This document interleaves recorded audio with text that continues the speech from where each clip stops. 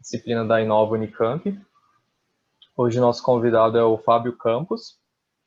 Fábio Campos trabalha na Valitec. Fábio, boa noite. Você poderia falar um pouco para a gente sobre sua empresa? Claro, claro. Bom, a Valitec, nós somos uma gestora de fundos de Corporate Venture Capital, né? Então, nós assessoramos grandes empresas aí, geralmente empresas listadas, né? Que querem abrir uma iniciativa ou iniciativas de Venture Capital ou de inovação aberta, né? Trabalhar junto com startups. Então, nós fazemos desde gestão completa de fundos de Venture Capital, né? Então a gente encontra empresas com perfil específico, avalia elas, negocia o term sheet, negocia as condições da operação com os empreendedores, faz o aporte, entra no conselho e fica com a empresa aí por 7, 8, 10 anos, né, acompanhando, como eu vou mostrar um pouquinho aqui daqui a pouco, né, até também algumas outras organizações para as quais a gente faz uma parte desse processo, né? Então a organização tem um fundo próprio e pede nossa ajuda, por exemplo, para encontrar empresas, para avaliar empresas, para negociar condições, né? Então tem essas duas linhas de atuação. Ah, legal. E falando um pouco sobre você se formou em administração de empresas pela USP, né? Isso. E depois fez um mestrado em biotecnologia pela USP também. Isso. E logo depois você já começou a trabalhar com essa área de investimentos? Na verdade, minha atuação em investimentos foi até antes do meu mestrado, né? Eu comecei... Eu tive algumas experiências profissionais aí, não vale muito entrar no mérito, mas mais na área comercial e trabalhando até prestando serviços de consultoria para fundos aí, um outro tipo de fundo, fundos de private equity, né? Mas, enfim.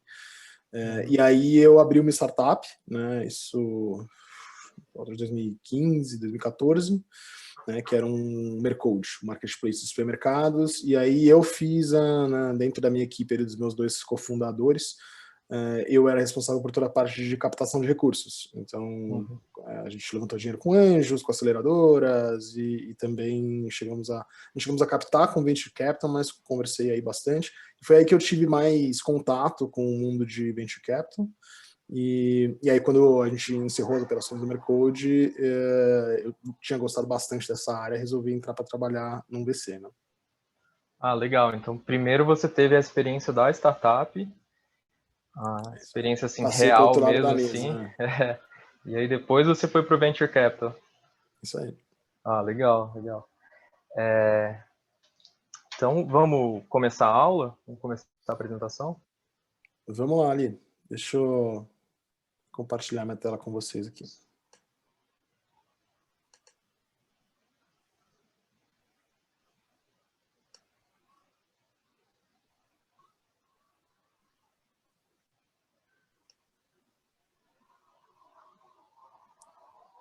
Legal, acho que vocês devem estar vendo aí certinho no modo apresentação, né? Sim, sim, tá tudo certo. Pode começar, por favor. Legal, pessoal. Bom, prazer aí, todo mundo, né? Espero que eu venha contar um pouquinho, né? Convidado para contar um pouquinho para vocês o que é uma experiência, né, de investir em empresas, investir em startups e aí tentar passar um pouquinho por trás da cortina aí, né? De como funciona, como é que o fundo age, mas também como fazer para encontrar oportunidades de captação, tá? Eu não sei quantos de vocês ou são empreendedores ou buscam ser empreendedores, né? Mas o fato é que todo esse tema de startups, venture capital, capital de risco em geral, isso tudo está bastante em voga, né? Acho que nunca antes a gente teve tantos investimentos em startups, nunca antes a gente teve tantas gestoras novas surgindo, grandes empresas também lançando iniciativas de investimentos em startups. Né? A verdade é que o mundo tem percebido que as barreiras para a inovação diminuíram. Né? Você consegue hoje, com menos capital, com menos pessoas, você consegue lançar produtos no mercado, fazer empresas crescerem. E na medida que isso acontece, as empresas de venture capital, né, esse universo todo de investimentos em startups, tem crescido bastante. Tá? Mas venture capital não é só, né, aqui eu deixei uma nuvem de palavras aqui, de temas relacionados a investimentos em startups. Venture capital é uma das formas de investimento em startup. Eu vou falar bastante de venture capital, mas eu vou tentar passar um pouquinho também por outras outras formas de investimento, tá?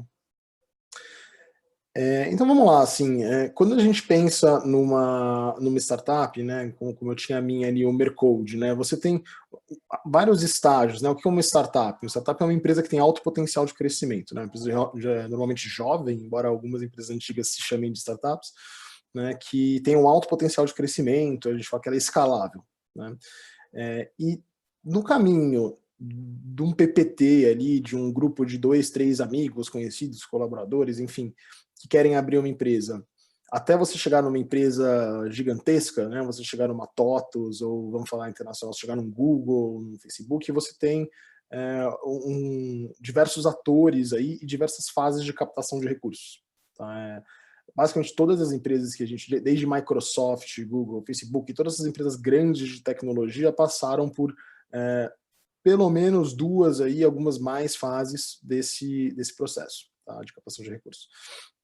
E aí você tem, então, quando você está pensando em montar uma empresa, é interessante já ter isso em mente, de que você vai ter algumas fases de captação, algumas rodadas com atores diferentes e que vão ter mentalidades, maneiras de operar e principalmente objetivos diferentes. Tá? O que é muito importante você pensar nisso no começo, porque é bem comum você encontrar empresas que não têm esse mindset, não têm não pensaram nesse assunto antes, e aí elas acabam chegando, né, a empresa dá certo, chega num determinado estágio e ela não tem mais fôlego para captar recursos, tá? Porque ela já vendeu muita participação em rodadas muito incipientes. Tá? E a gente vai falar um pouquinho disso também mais para frente. Mas basicamente aqui eu separei em 5 fases aí, né, com 4 atores principais que fornecem recursos. Tá? Quando você está ali na sua empresa na fase que a gente chama de ideação, né? Então, seja para uma empresa uma empresa de software, ou mesmo numa empresa de hard techs, aí, de tecnologias mais pesadas, mas você ainda está naquele estágio que você ainda não foi no mercado, né? Então você está criando o seu produto, você está investigando o mercado, né? Tentando encontrar o seu cliente e determinar aí no maior nível de detalhe possível qual que é a dor desse cliente, né, onde você vai atuar, a gente chama desse estágio de ideação. Tá? E geralmente quem fornece recursos para esse estágio de companhia são agentes de fomento, tá? Principalmente quando a gente fala de empresas de tecnologia mais avançada, tá? Onde esse estágio de ideação numa empresa de software geralmente ele é rápido. Agora, se você vai para uma empresa de biotecnologia, por exemplo, ele pode durar aí, às vezes, 3, 4, 5 anos,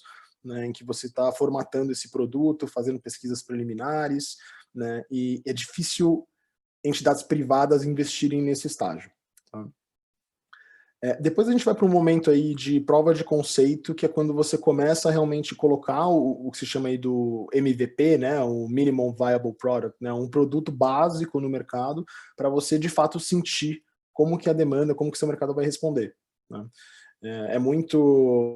Antes a gente tinha aí, década de 90, né, o mindset era você faz um produto legal, né, e aí você lança ele no mercado, assim, você faz ele prontinho, e aí você lança no mercado. Você, no máximo, faz uma versão beta com alguns usuários e depois você já lança ele com capital para acelerar comercialmente, para pisar no acelerador. Mas isso tem caído bastante, tá? Hoje o que a gente fala são de rodadas de iteração, né, junto com o seu público-alvo. Então você lança um produto mais básico, com um monte de features que você fala, puxa, isso aqui não tá legal, ou então falta tal aspecto do produto, mas você lança mesmo assim, né, para você poder ver o feedback do seu mercado, né, e aí ir ajustando esse produto. Tá? Claro que em alguns tipos de empresa, né, por exemplo, isso em empresas de software é muito fácil de você fazer, né, principalmente se você não trabalha com clientes gigantes, né? Você fala um software que trabalha com empresas pequenas ou mesmo uma iniciativa para consumidor final, né? Você consegue ir fazendo essas interações. Quando você fala de coisas um pouco mais complexas, então tecnologias para aviação, né, por exemplo, ou novos materiais, ou mesmo a parte de biotech, é mais difícil você fazer essas interações. Você tem menos chance para errar. Mas o fato é que vai ter um momento ali de prova de conceito em que os teus clientes ainda não estão ali comprando o teu produto avidamente e você está mudando o produto para conseguir chegar nesse estágio que a gente fala de Product Market Fit, né? Que é quando você entende que o seu mercado realmente vê valor na tua solução, está disposto a gastar por isso, né? Num volume que justifique o investimento e o tempo da tua equipe. Tá?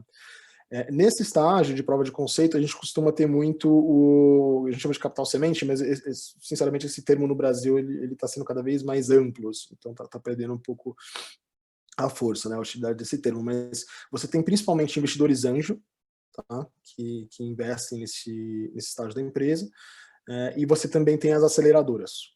Tá? Esse é o papel fundamental aí desses dois atores, pegar as empresas no momento de lançamento de uma primeira versão e chegar até o Product Market Fit. Tá? Por quê? Porque aí são tickets menores, né? Os investidores aportam normalmente aí algo entre 20 até 100 mil reais, né, por empresa, às vezes alguma aceleradora, uns 200 mil, alguma coisa assim, mas não muito mais que isso. Tá? E quando a empresa chega nesse Product Market Fit, que ela realmente tem indícios ali, tem indicadores que mostram o meu mercado gostou muito da minha solução, né, e eu posso acelerar comercialmente, a gente vai para uma fase de decolagem, tá? Que é onde entram geralmente os fundos de Venture Capital. Tá? Tem alguns fundos entram um pouquinho antes, alguns fundos já vão querer uma atração, que a gente fala um faturamento maior, mas essa é a fase em que os investidores então olham, né, para o negócio e falam, ok, você já encontrou o Product Market Fit, você tem uma solução que o mercado quer, e o que você precisa agora é de gasolina para crescer, para acelerar. Investir na área comercial, internacionalizar eventualmente a empresa, fazer parcerias estratégicas já com grandes players que não vão aceitar um produto ali no MVP, né, mas é realmente acelerar o negócio comercialmente. Tá? E aí você tem os Venture Capitals entrando, que é onde eu vou passar o maior tempo aqui nessa conversa nossa, né, com tickets aí que vão de 2 milhões de reais até 20 milhões de reais aí para o Brasil, é um ticket normal. Tá? Pode ser maior, mas isso aqui é 90% dos casos. Tá? E uma vez que a empresa chegue num patamar maior, né, que ela realmente conseguiu acelerar, isso pode levar 5, 10 anos, tá? E ela chega num porte maior mesmo em termos de faturamento, aí falando de faturamentos acima de 100 milhões de reais, a gente tem a entrada aí do Private Equity, tá? Que digamos assim, o último estágio de investimento privado em empresas antes do IPO, que a gente fala, né? Antes da empresa abrir, se é que ela vai abrir, né? Mas abrir ações.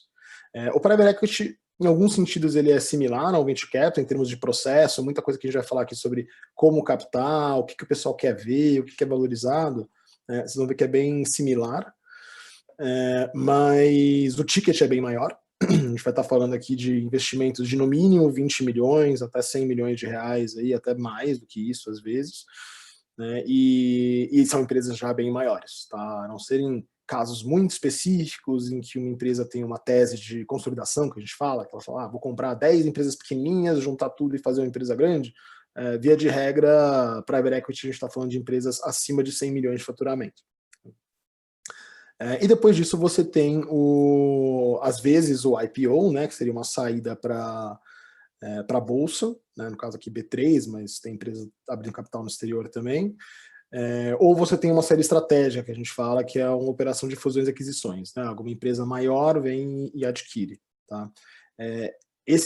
Ou a empresa pode permanecer naquele grupo privado, mas uma coisa que vocês vão ver mais para frente também é que para todos os atores, esses atores aqui embaixo que fazem esse investimento, é essencial que tenham saídas, né, que tenham oportunidades de saída, ou seja, que exista uma liquidez, que alguém consiga depois, ou seja, vendendo ações na B3, ou qualquer outra bolsa, ou então com uma aquisição de um player maior, mas que esse investidor possa vender as ações dele daquela empresa. Porque diferente do próprio empreendedor, que pode falar, não, minha empresa é bacana, eu gosto, eu quero passar para os meus filhos, o fundo não, né? O investidor ele tem um período aí estabelecido até em regulamento em que ele precisa sair de todos os investimentos e devolver o dinheiro para os investidores dele. Tá? Então, existem alguns tipos de empresa que vão fazer mais sentido para esses investidores. E a gente vai falar um pouquinho disso também. Tá legal. Eu trouxe aqui alguns dos órgãos que mais participam, aí, mais apoiam naquela primeira fase de ideação, tá? Quando você ainda está pesquisando, ainda está tentando encontrar ou desenvolver um produto para lançar no mercado, ou seja, geralmente até antes de lançar no mercado, pode ser um pouco depois também, mas dificilmente isso é relevante, esse tipo de capital é relevante em fases mais avançadas. Não quer dizer que a empresa não pegue, grandes empresas pegam recursos de fomento quando podem, né? Até porque a maior parte desses recursos aqui são não reembolsáveis, né? Mas isso normalmente vai ter uma relevância bem menor. Agora, quando a empresa está no começo, né, ela pegar ali uma bolsa da FAPESP para patrocinar ali ou bancar 2, 3 pesquisadores que estão trabalhando numa tecnologia nova, né, ou o FINEP também, que tem aí capital específico para empreendedorismo, né, então você pode inclusive captar recursos para ir para mercado, para contratar gente comercial, para fazer ações de marketing, né? Você pode, né, dependendo do fundo, pegar recursos da FINEP. No começo do empreendimento, isso é bem interessante, é muito bom ter isso em mente. Tá? Desenvolve São Paulo já é uma outra linha de dívida que a gente fala, né? Eles vão te dar uma dívida a juros muito baixos. Né? Então, você pegar uma dívida ali de 1, 2, 3 milhões de reais, né, com uma carência de 18 meses, por exemplo, 24 meses, e que você vai pagar uns juros de 1,5%, 2%, 3% ao ano, né, algo que não está disponível no mercado. Né? Primeiro que capital de dívida não está disponível para empresas nascentes via de regra. Né? Você bater no Itaú e falar, vou lançar uma empresa nova, me emprestam dinheiro, eles não vão te dar. Né? Porque primeiro eles vão pedir 3 anos de demonstrações financeiras para você. Você não tem. Né? Então não está disponível. Né? E segundo que os agentes que estão começando agora a colocar dinheiro, né, emprestar dinheiro nessas fases mais iniciais, né, no modelo de dívida, eles vão cobrar uma taxa de juros super alta. Então é legal ter em mente essas linhas de fomento e seja via dívida ou via participação, né, que estão disponíveis aí. Bom, legal. Entrando um pouquinho mais em Venture Capital, mas isso funciona também, ou serve também para Private Equity, tá? Esse aqui é um desenho que eu gosto de mostrar, porque a gente que estuda mais, né, economia, administração, assim, a gente sempre tem aquela coisa de que pessoas reagem a incentivos, né? Então, eu acho muito, muito importante a gente avaliar e entender quais são os incentivos dessa cadeia. Como é que um fundo funciona, o que vai, no final do dia, um fundo vai virar e falar assim, puxa, isso aqui foi um bom investimento, foi um mau investimento. Né? Porque entendendo como eles são remunerados, né, e como essa indústria funciona, você pode, perceber se isso vai fazer sentido para a tua empresa, tá? Não é para toda empresa que Venture Capital, Private Equity, inclusive, faz sentido, né? E 2, também conseguir se vender melhor, né? Se você sabe o que eles estão buscando, né, você consegue apresentar seu caso de uma maneira mais pertinente, tá? Então, basicamente, o que a gente costuma aí, chamar de fundos, né? Por exemplo, talvez vocês conheçam alguns, Monax, Canary, a Capital, onde eu trabalhei também, são grandes gestoras, na verdade, de fundos. São empresas que administram um ou mais fundos. Tá? Então, por exemplo, eu trabalho na gestora, né, que é a gestora de fundos Valitec, e eu tenho aqui um dos fundos que a gente tem sobre gestão é o fundo Neuron. Tá? Como que funciona aí essa indústria? Basicamente, os gestores de fundo, eles criam uma tese, geralmente é assim, tá? Eles criam uma tese de investimento, por exemplo, olha, quero investir em empresas de alta tecnologia para o agronegócio brasileiro. Legal, é uma tese. Vou investir aí na casa de 20 empresas, tá, por um período de 10 anos. E aí eles buscam investidores. Então, assim, o chefe da gestora é um investidor que a gente chama de LP, tá? É o Limited Partner, tá? Que seria esse carinha vermelho aqui. Esses investidores, esses limited partners, eles colocam dinheiro, então eles falam assim, tudo bem, você vai fazer esse fundo? É um fundo de quanto? 100 milhões? Legal, eu quero comprar uma cota desse fundo aqui, eu vou te dar 20 milhões.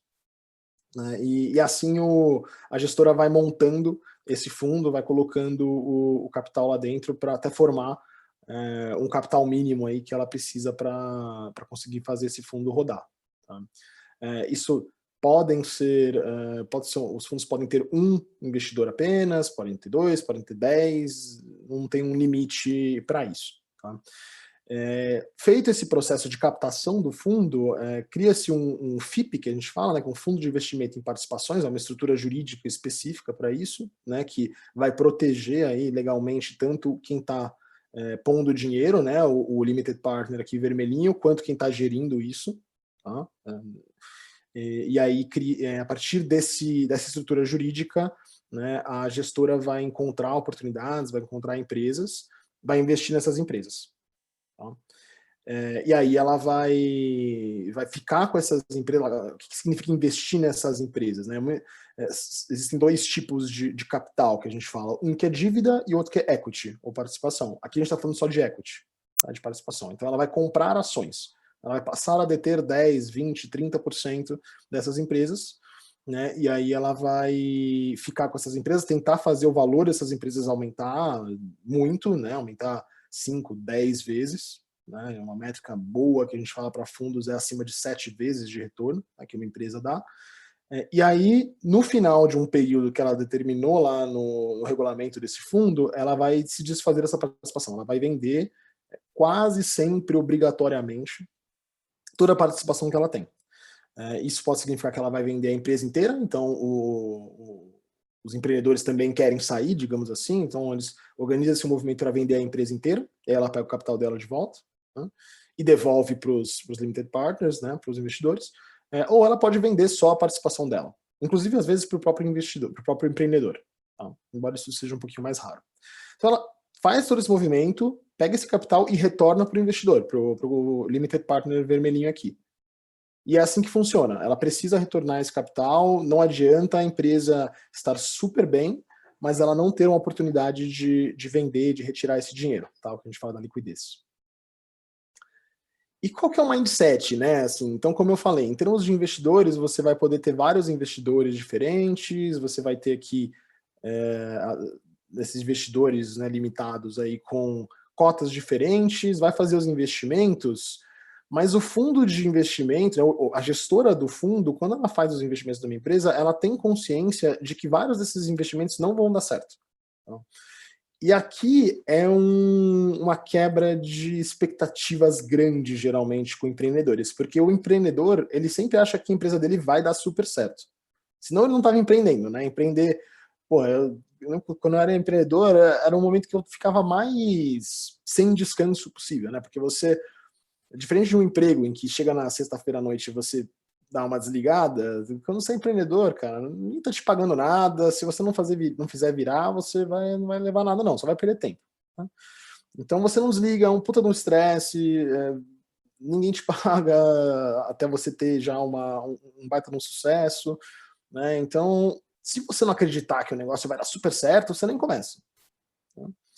Então vem o empreendedor de um lado falando isso aqui vale bilhões porque vai dar certo com certeza, e vem a gestora, né, vamos chamar de fundo para facilitar, mas no caso a gestora, que fala, cara, assim, eu tenho experiência com isso, eu faço 5, 10 investimentos por ano e eu sei que mais ou menos 1/3 das empresas em que eu investi vão falir, mais ou menos 1/3 vai andar de lado, né? Então eu vou investir na empresa valendo 10 milhões e dali a 7, 8 anos eu vou vender ela valendo 20 milhões. Bom, o empreendedor pode falar, caramba, 5, 7 anos a gente dobrou o tamanho da empresa.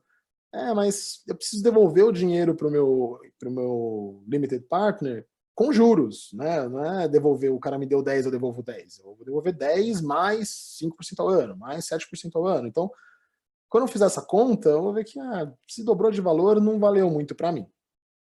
E 1/3, mais ou menos, das minhas empresas, eu vou ter um retorno fora da curva. Eu vou ter um retorno ali de pelo menos 7, 8 vezes o capital investido, às vezes 20 vezes o capital investido, às vezes até mais. Tá? Só que quando a gente faz o investimento, a gente como investidor, a gente não sabe a priori qual que é a empresa do tipo A, do tipo B e do tipo C.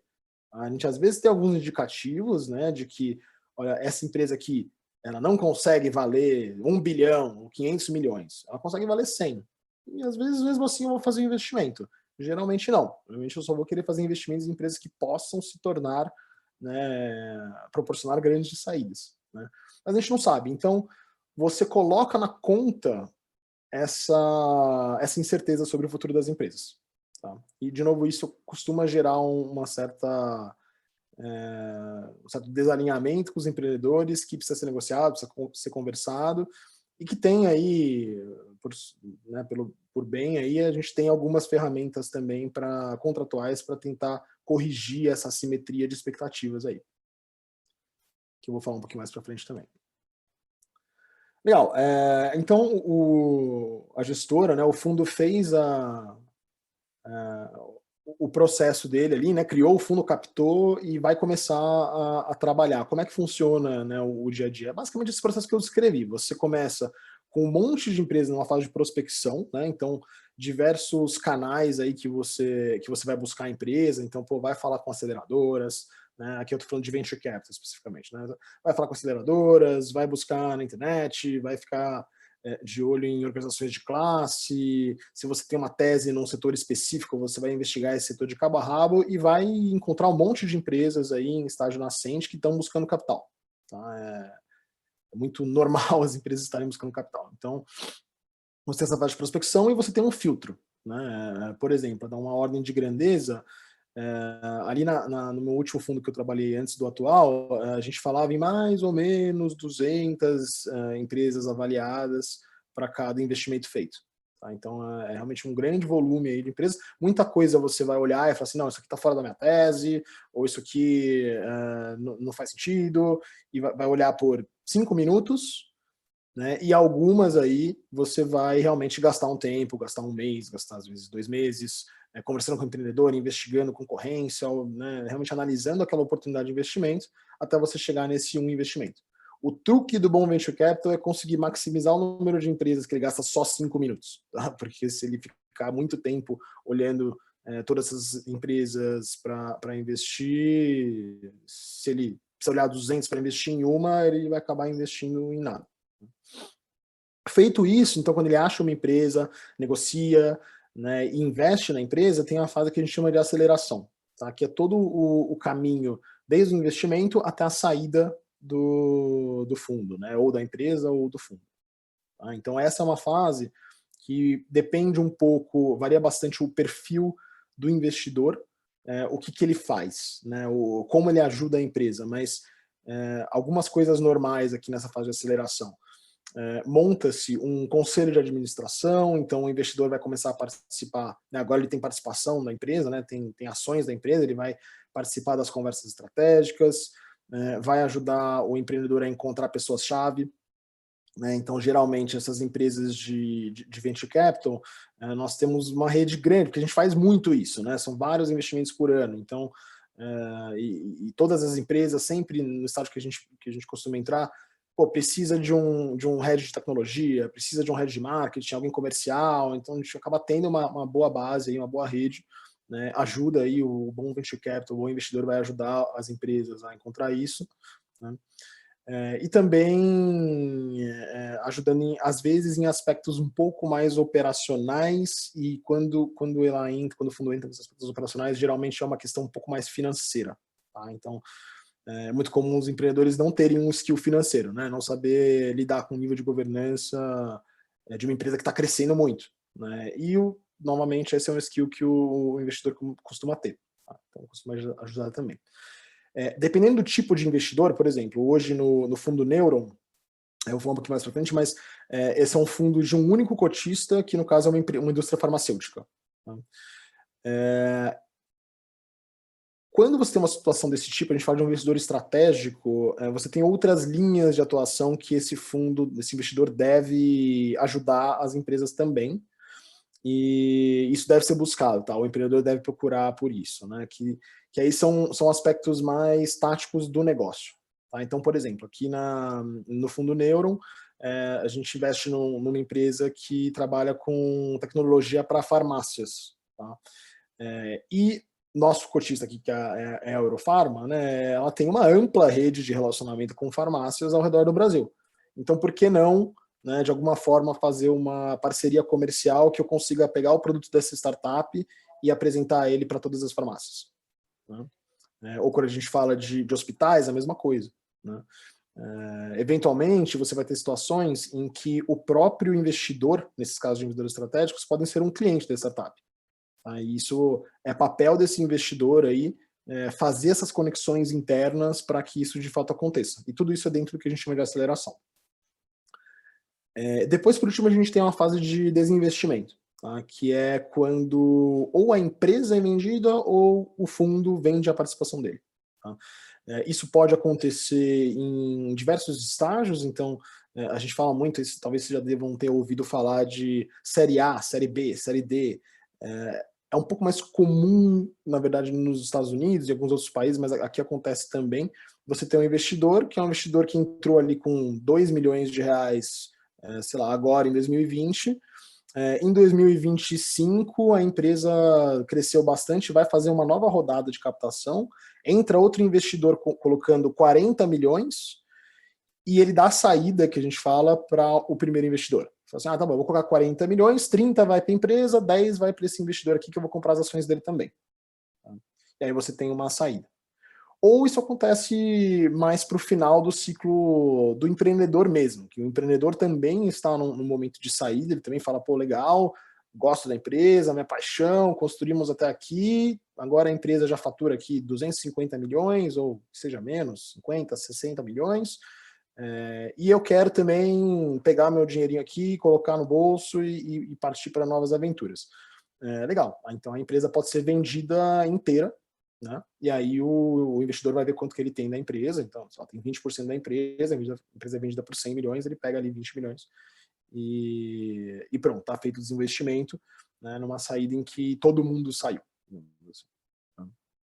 E tem uma oportunidade também que seria essa saída via IPO. Tá? Isso é mais raro no Brasil, tá? É bem raro isso acontecer para Venture Capital no Brasil, para Private Equity sim, é um dos principais meios de saída, mas é quando a empresa fala, ok, estou num porte grande, quero captar recursos, e esse porte já justifica eu abrir capital na bolsa, né? Seja aqui, seja lá fora.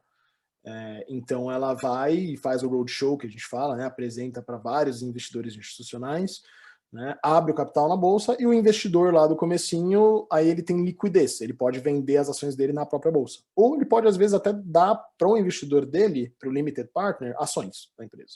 Também pode ser. Tá? Então esse é um caminho que geralmente, para a maior parte dos fundos no Brasil, ele dura de 8 a 10 anos. Tá? Então é uma indústria de longo prazo, né? Isso é importante para quem está trabalhando na indústria também, os incentivos são de longo prazo, você vai ver que mesmo quem trabalha nesses fundos, nessas gestoras, aquela coisa que em várias outras indústrias você tem do bônus anual e tal, isso é muito menos relevante. O negócio ali é no final da rodada, né, no final de todo esse processo de saída, como que eu vou... Aí que vai ter dinheiro na mesa para distribuir, basicamente. Tá? Porque uma das formas de remuneração, né, esses fundos, essas gestoras são remuneradas de duas maneiras. Primeiro, ela recebe uma taxa de administração, que a gente fala, tá? Que o cotista, né? O cotista é o cara vermelhinho ali, né? Esse cara aqui. O cotista, ele paga ali um percentual desse valor alocado, né? Normalmente 1, 2% ao ano, que é a taxa de administração. Com esse dinheiro, a gestora... Tá aqui, né? A taxa de administração. Com esse dinheiro, a gestora vai pagar as contas, pagar os funcionários, viagem, tudo isso. Tá? Mas o grosso do dinheiro, o dinheiro que é legal mesmo, esse aqui é o que a gente chama de carry, que funciona da seguinte maneira, né? Se eu combinei de devolver ali 6%, 7% ao ano para os meus investidores, normalmente é bem mais que isso, tá? Mas só para dar 10% ao ano aqui, vamos falar para os meus investidores, e aí no final do fundo eu devolvi 15%, sobre essa diferença do que eu tinha combinado de devolver e o que eu efetivamente devolvi, tem uma repartição. Então, se eu combinei 10, eu devolvi 15, esses 5% aí eu vou dividir. A gestora vai dividir com o investidor. É o que a gente chama de carry. E é isso que o gestor está buscando. Tá? O gestor ele vive de taxa de administração, mas ele é remunerado de verdade na saída, né? E é uma maneira boa de alinhar os objetivos aí, né, do investidor e da gestora também. Bom, legal. Aqui algumas coisas, né? Alguns motivos para buscar, né? Assim, às vezes tem momentos em que faz sentido buscar uma captação, tem momentos em que não faz sentido, né? Mas quando que costuma fazer sentido? Assim, o mais óbvio é preciso de dinheiro, né? Se você Quando você começa a empresa, né? Eu comecei a minha empresa, eu basicamente investi todo o dinheiro que eu tinha, meus sócios investiram todo o dinheiro que eles tinham, e isso deu para incríveis 6 meses de empresa, sem salário ninguém, e aí a gente, né, pagando os funcionários, né? Sem salário os 3 sócios, pagando os funcionários. Chega no momento em que, pô, como é que eu vou pagar meus funcionários? Eu também não vivo de miojo por muito tempo, eu até vivi alguns anos, mas assim, chega uma hora que você precisa, né, também ter um salário de novo. Então, você precisa de recursos, você precisa de dinheiro, você ainda não está dando lucro, ainda está consumindo caixa, você precisa de dinheiro, você vai atrás de um investimento aí que pode ser um investimento de venture capital. Tá? Questões de governança também. Tem momentos em que uma empresa ela pode estar até lucrativa, mas ela entende que para ela dar um próximo, né, partir para um próximo patamar, ela precisa de uma estrutura de governança muito maior. Tá? E geralmente os empreendedores não sabem fazer isso, porque um bom empreendedor ele vai ter que montar uma empresa talvez 2, 3 vezes na vida dele, né? E ele vai ter esse desafio de estabelecer governança 2, 3 vezes. Um investidor normal ele vai fazer aí 5, 10 investimentos por ano e em toda empresa que ele entrar ele vai ter que colocar uma estrutura de governança. Tá? Então, acaba sendo uma das coisas que o fundo acaba agregando, né, e que as empresas buscam também, por vezes. Ajuda em planejamento estratégico também, de novo, né, os bons investidores, eles têm todo um caminho e um... Só um minutinho aqui, vou fechar a porta. Todo um caminho aí, um histórico de investir em várias empresas e tá sempre pensando em aspectos estratégicos, né, o objetivo do fundo como eu faço numa empresa, como eu faço essa empresa multiplicar de valor 10 vezes, 15 vezes, né? É legal você ter alguém que é teu sócio e que está com esse mindset, que está pensando, cara, se isso aqui não multiplicar por 10, eu perdi dinheiro, ou não valeu a pena, né? Quando você é empreendedor, você está muito sugado pelo dia a dia da empresa, é normal isso, né? Então, é bom você ter um sócio com esse chapéu, tá? Que é ali o que eu coloco também de foco na geração de valor. Tá? Legal. Agora eu vou falar um pouquinho de cada fase, como é que funciona, tá? Isso, para quem realmente pensa em empreender, acho que é interessante já ter as expectativas alinhadas, né, de como é que funciona o processo em si, tá? E bem mais prático, tá? Primeira coisa, é importante ter em mente que esse é um processo de pelo menos 6 meses, tá? Então, é muito comum uma empresa vir para captar e ela já está sem capital, ela já precisa de dinheiro para daqui a 2 meses. Isso normalmente dá problema, tá? Porque depende um pouquinho do tipo de investidor, do tipo de fundo e principalmente do tipo de cotista, do tipo de limited partner que está por trás desse fundo, mas é normal o processo durar pelo menos 6 meses, às vezes 9 meses, tá? Desde a conversa inicial até o dinheiro efetivamente cair na conta. Tá? Isso sem contar o tempo que você, como empreendedor, vai ter que gastar para encontrar esses fundos, buscar um contato, né, conseguir uma reunião. Então é um processo longo. Tá? As empresas que têm um caminho mais definido do tipo, olha, eu preciso agora de 5 milhões, aí eu vou chegar em tal estágio, aí eu vou precisar de mais 10, aí eu vou chegar em tal estágio, eu vou precisar de mais 15. Elas vão ter esse cronograma bem definido e ter esses tempos e movimentos aqui em mente, senão acaba faltando o dinheiro. Geralmente aí você tem, claro, todo mundo, né, as principais pessoas na gestora, né, trabalhando com isso. Isso você pode começar com um analista, depois vem um gerente, mas no final, se você for fazer um investimento, todo mundo na gestora, que geralmente são empresas pequenas, aí de 5 pessoas, é bem comum, todo mundo na gestora vai estar envolvido quando você for fazer o investimento. Então vai estar todo mundo dentro, e muitas vezes o próprio limited partner, aí, o próprio investidor, cotista, também vai se envolver em alguma fase desse processo, nem que seja pelo menos para uma apresentação, né, que você vai lá mostrar a sua empresa para todo mundo, para estar todo mundo na mesma página. Tá? E a ideia aí é que você vá fazendo um processo de análise paulatino. Você começa com um nível base de informações mais superficiais. Puta, gostou? Gostou. Vamos aprofundar. Isso naquela linha de tentar gastar o mínimo de tempo possível por oportunidades que não vão virar investimentos.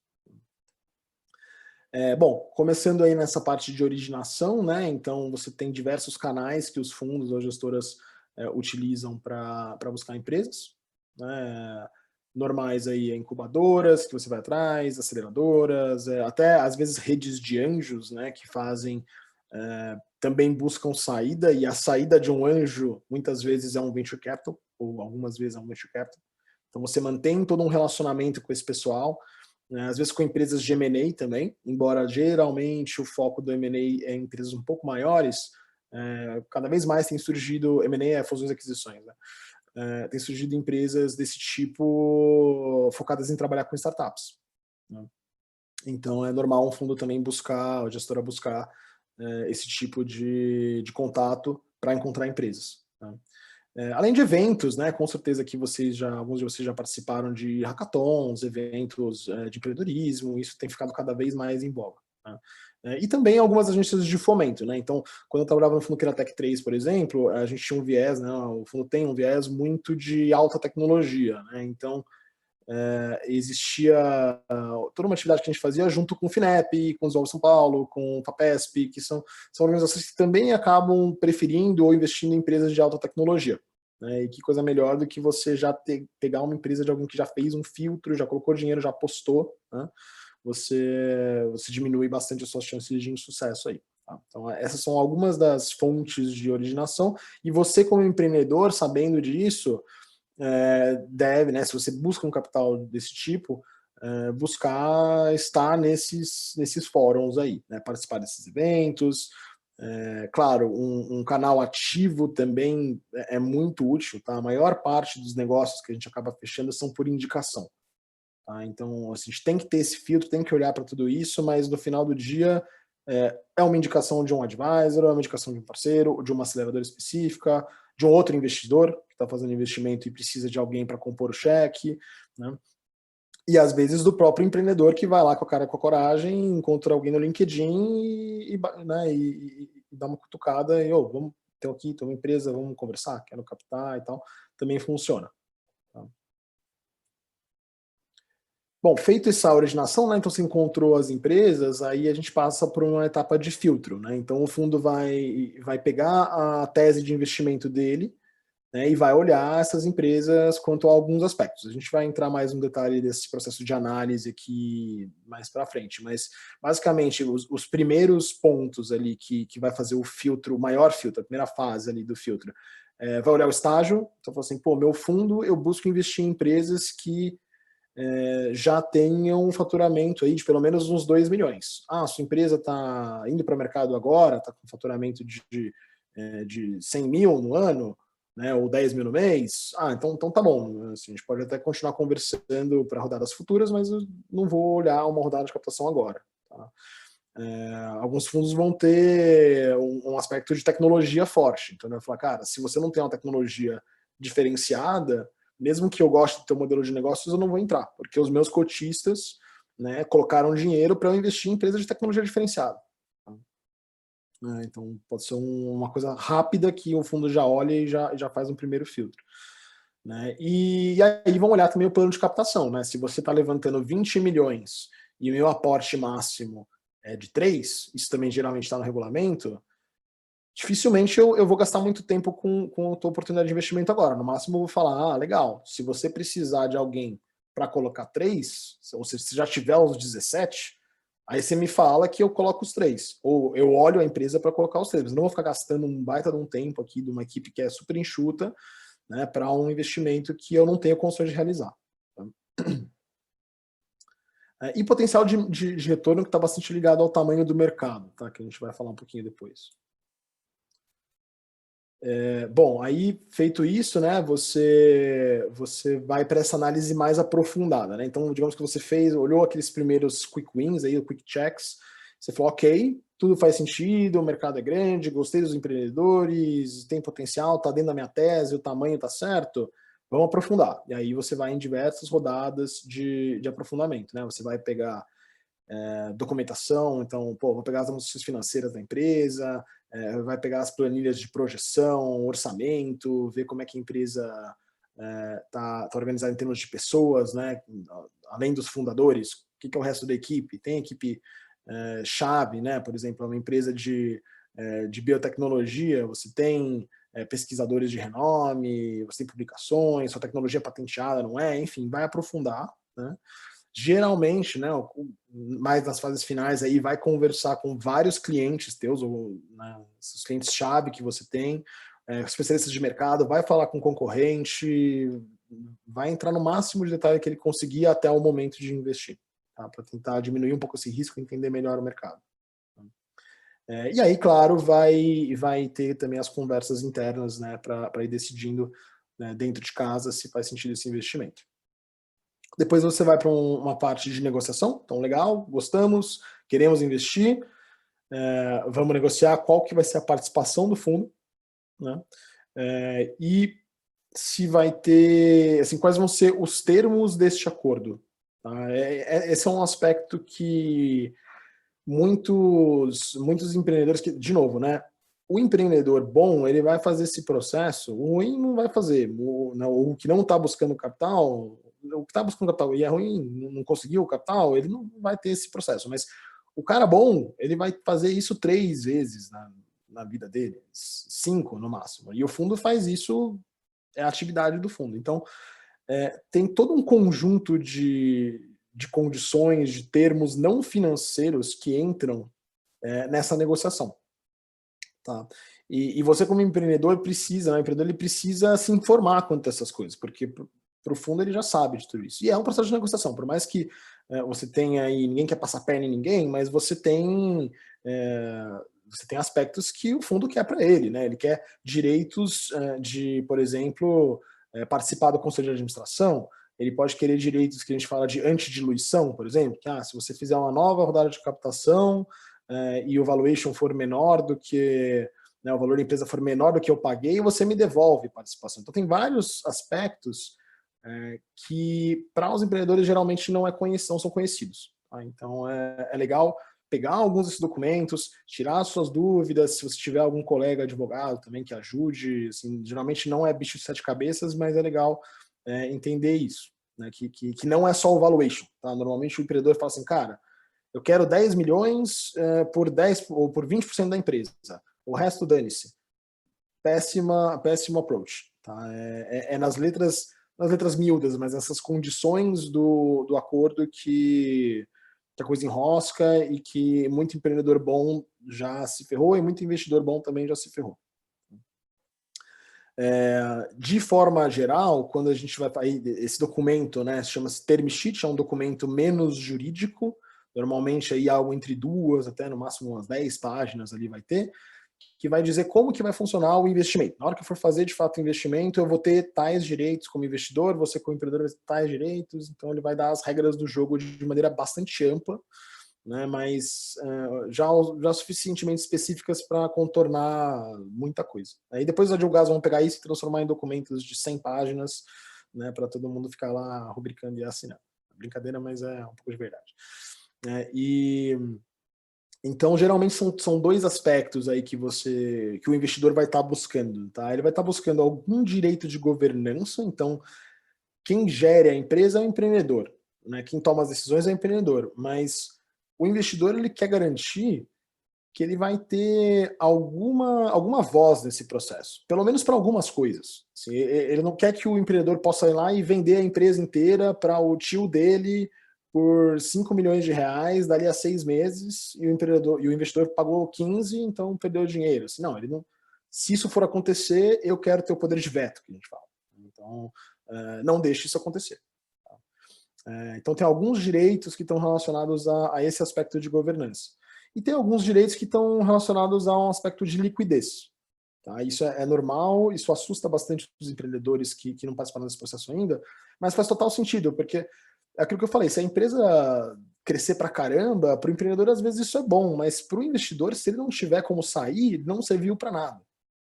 Tá? Ele vai morrer com aquilo na mão. Então ele precisa garantir, não de início, mas lá pelo ano 5, 6, depois do investimento, que ele vai ter poder para forçar uma saída, nem que seja uma saída parcial dele. Isso pode vir de diversas maneiras, mas vai ter todo um conjunto de direitos que vão exigir isso. Né? Por exemplo, um direito que o empreendedor pode ter que ele fala, olha, a partir do ano 7, depois do investimento, se eu receber uma oferta para vender a empresa inteira por um valuation de 100 milhões ou acima, todo mundo é obrigado a vender. A gente fala de drag along. Aqui é um direito que o empreendedor às vezes olha e fala assim, porra, mas você tem 10% da empresa, você vai ter direito de vender a empresa inteira? Sim, mas ele vai estar lá porque se eu não estiver lá, o investidor não vai ter liquidez. Tá? E aí ele não vai fazer o negócio. Então, tem esses dois tipos de direitos ali, além da questão do valuation, né, puramente financeira ali.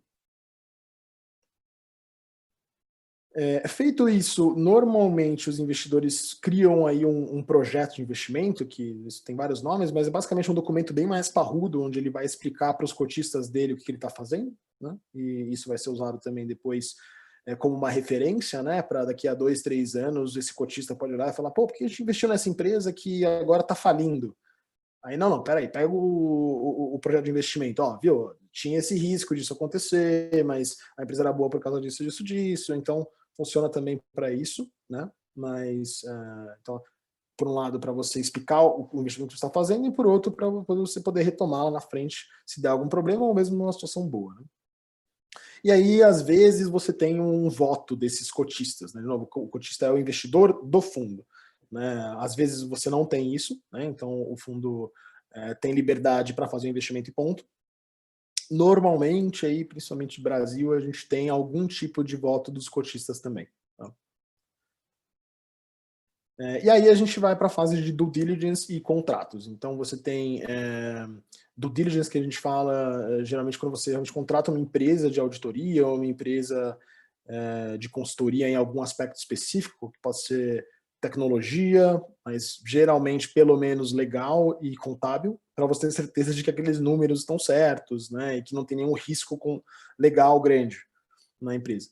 Quando você está investindo em empresas muito no comecinho, isso acaba sendo menos relevante e o custo disso não justifica. Tá? A gente está falando de um custo de talvez uns 50 mil reais para empresas de até uns 15 milhões de faturamento. Tá? Mas quando a empresa já passou pelo menos de 1 milhão de receita, você vai fazer isso. Tá?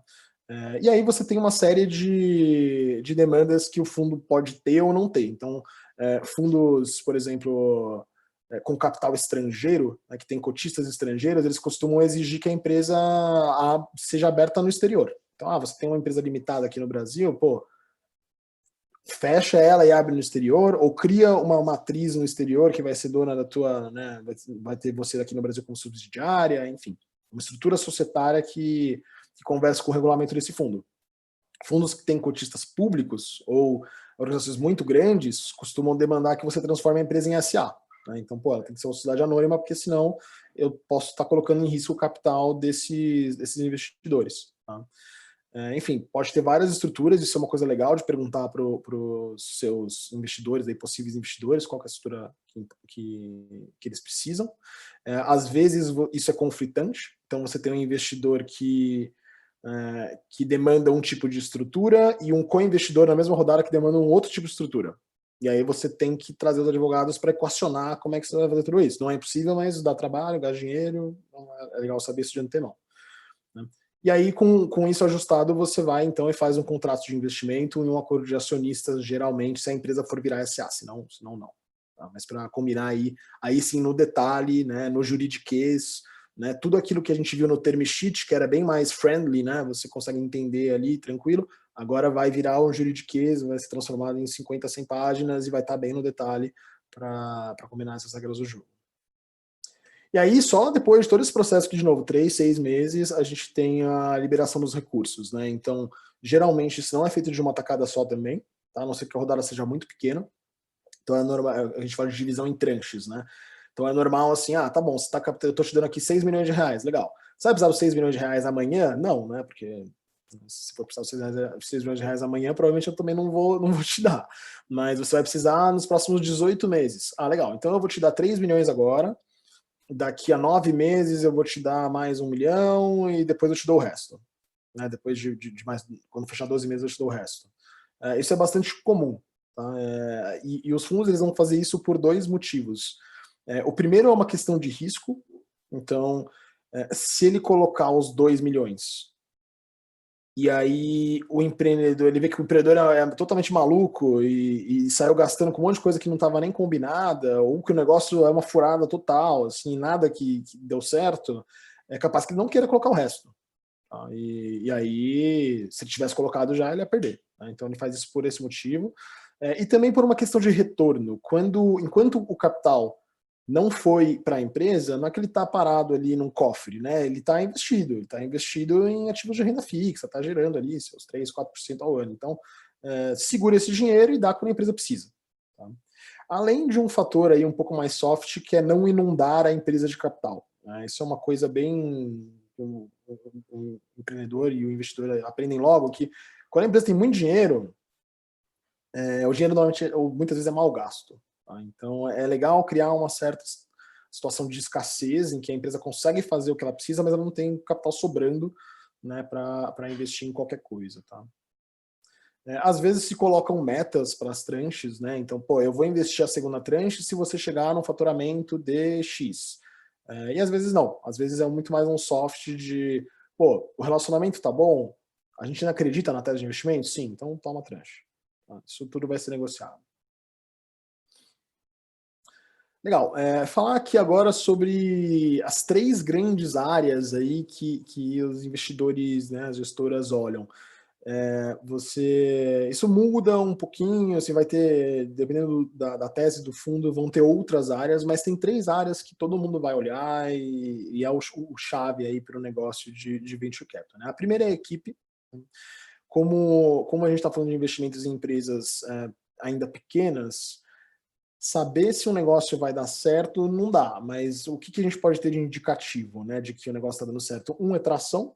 Então, olhar a empresa, não, a empresa já não é tão pequena, já está faturando 10 milhões, ano passado ela faturou 5, no outro ela faturou 1, então, pô, a empresa está voando, um indicativo bom de que o negócio está dando certo. E o outro é a equipe. Pô, o negócio ainda está pequeno, mas as pessoas que estão por trás são muito boas, têm um comprometimento total, tá? Isso geralmente é obrigatório, quando a gente fala de um nível de venture capital. Quando a gente fala de anjos e tal, não necessariamente.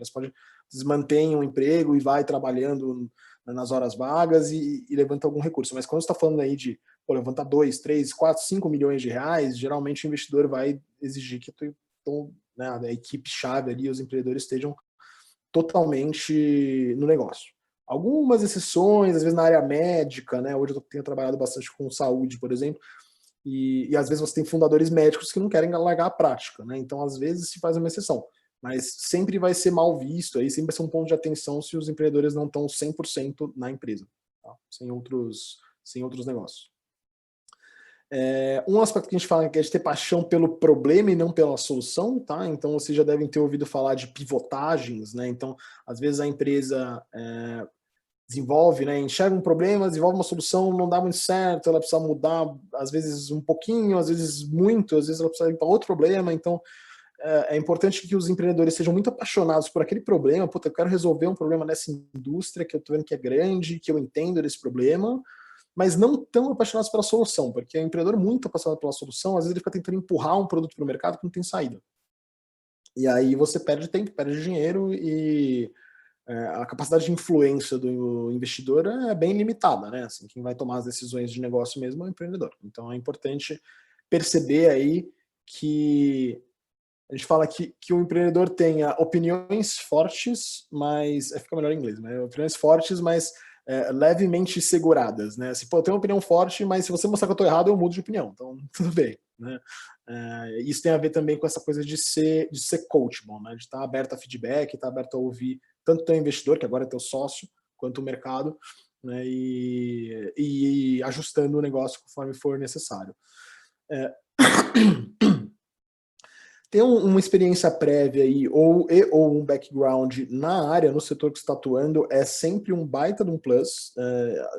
Às vezes não é obrigatório, mas é sempre um baita de um plus. Né? Também é legal quando você tem, principalmente para negócios mais hard techs, mas para tecnologia, assim, para software também, você tem uma equipe mista dentro dos founders, então você tem alguém que é mais de negócio, né? Então, que vai poder tocar marketing, vendas, relacionamento com clientes, finanças, captação de recursos, essas áreas, né, recursos humanos e tal.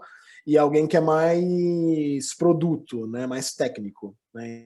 Puta, se é biotecnologia, é um biólogo, um biotecnólogo, né, alguma coisa assim. Se é software, é um engenheiro de informação, enfim, né, para você não precisar contratar tudo isso no mercado num estágio incipiente e também para você conseguir depois contratar isso no mercado. Porque esse era um problema que eu tive, por exemplo, no Mercode. Né? Nenhum dos fundadores era técnico, era desenvolvedor. Pô, contratar uma equipe de desenvolvedores, sendo que ninguém é desenvolvedor, é muito difícil. Tá? Você comete muitos erros, e um erro de contratação na área técnica, você vai perceber dali a 6 meses. Então, geralmente é muito bom quando a empresa já vem com esses skills complementares dentro dos fundadores. Se não tiver nos fundadores, mas os empreendedores já contrataram ou já sabem que eles precisam e já colocam ali, cara, uma parte do cheque vai ser para contratar uma pessoa assim, que é um skill que a gente precisa e a gente não tem, ok, já resolve grande parte, mas é importante ter esses skills na equipe, tá? E é claro, um comportamento ético, né? Isso parece meio óbvio de falar, mas assim, a gente já negou, eu já neguei pessoalmente investimentos por uma sensação de que talvez a pessoa do outro lado não seja tão ética. É muito difícil você ter isso, assim, não, o cara foi indiciado num processo de corrupção e tal, mas já tive também esses casos, né, de numa due diligence você pegar ali alguns problemas maiores, mas geralmente é mais um feeling, é mais um ouvir dizer de mercado, que você sabe que tem histórias aí que rondam a equipe de um comportamento meio antiético. Né? E no final do dia, se você não tiver confiança aqui, a gente está falando de um relacionamento de 10 anos, então não vai funcionar. Tá? Então, é um aspecto importante aí que vai ser sempre olhado. O outro grande assunto aí que vai ser sempre olhado é mercado. Tá? Então, você precisa, a primeira coisa em termos de mercado é que ele seja grande. E quão grande é um mercado grande? Uma regra de ouro, assim, mas geralmente algo que se aproxime a R$1 bilhão. Assim, qual que é o ponto, né? O investidor ele precisa, para ele fazer dinheiro, que aquela empresa chegue num patamar grande. Né? Se a empresa chegar a faturar 20 milhões, dificilmente o cara vai conseguir tirar o retorno que ele precisa para conseguir, de novo, devolver o dinheiro para os investidores, dar uma taxa de retorno além do combinado, e aí pegar o carry dele, que é o variável, né, do fundo. Então precisa ser mercado grande. Tá? Precisa ter potencial para criar uma empresa que fature aí pelo menos 150, 200 milhões de reais. A empresa precisa chegar a faturar isso? Não. Às vezes, principalmente quando a gente fala de empresas de tecnologia mais intensivas, às vezes a empresa dá uma saída, é vendida, faturando super pouco, porque quem está comprando é uma corporação que fala, tá, eu pego essa tecnologia super avançada que esses caras desenvolveram, coloco aqui dentro e aí eu faço dinheiro. Legal. Mas o mercado em que a empresa está operando, ele tem que ser grande. Senão, nem esse tipo de oportunidade você vai conseguir. Né? Se você desenvolver uma tecnologia super bacana, né, que para uma empresa grande, uma empresa que fatura bilhões, aí, multinacional, pode ser legal, mas vai ser útil para ela dentro de um nicho em que hoje ela fatura 25 milhões. Ela não vai pagar 100 para a empresa. Então, tem que ser, de fato, um mercado grande. E além do tamanho, né, a gente vai sempre olhar concorrentes. É muito comum um empreendedor, principalmente mais jovem, assim, nas primeiras iniciativas, alegar que não tem concorrentes, né? Então ele fala assim, pô, não, mas é que o meu negócio é tão inovador que eu nem tenho concorrente. Cara, você sempre tem concorrente. Né? Às vezes não é um concorrente direto, mas esse recurso que você está buscando vai sair de algum lugar. Assim, vai ser uma decisão do ponto de vista do teu cliente, né? Contrato esses empreendedores aqui ou contrato mais um funcionário, ou contrato outra coisa, né? Enfim, você sempre vai ter concorrentes ou pelo menos substitutos, né? E o investidor dificilmente ele vai topar entrar num mercado em que você já tem vários concorrentes muito bem estabelecidos. Se tiver várias startups, vai ser um ponto de atenção. Mas, pô, você tem 5, 6 empresas que têm produtos bons e super bem estabelecidos. Meu cachorro aí, gente. Esse vai ser um ponto de atenção e vai ser difícil o investidor entrar. Tá? E também, claro, toda aquela estrutura aí que a gente aprende lá, desde de Porter, né, aquela coisa de forças do mercado, quem são os principais fornecedores que você precisa ter parcerias estratégicas para fazer isso funcionar nesse mercado, quem são os stakeholders mais críticos, né, e qual que é a visão deles sobre essa inovação que essa empresa está trazendo. Né? Tudo isso vai ser olhado nesse contexto de mercado. Tá? Você tem tendências, aí tendências tecnológicas, tendências sociais, né? Então, entender que o mundo está caminhando para ser cada vez mais mobile, cada vez mais existe uma tendência de crowdsourcing, enfim, tecnologia de informação, 5G chegando, tal. Quais são as grandes tendências, né, que impulsionam o seu mercado para cima? Tá? Isso, geralmente a gente coloca isso na pergunta por que agora? Por que agora é o momento certo porque você está querendo fazer?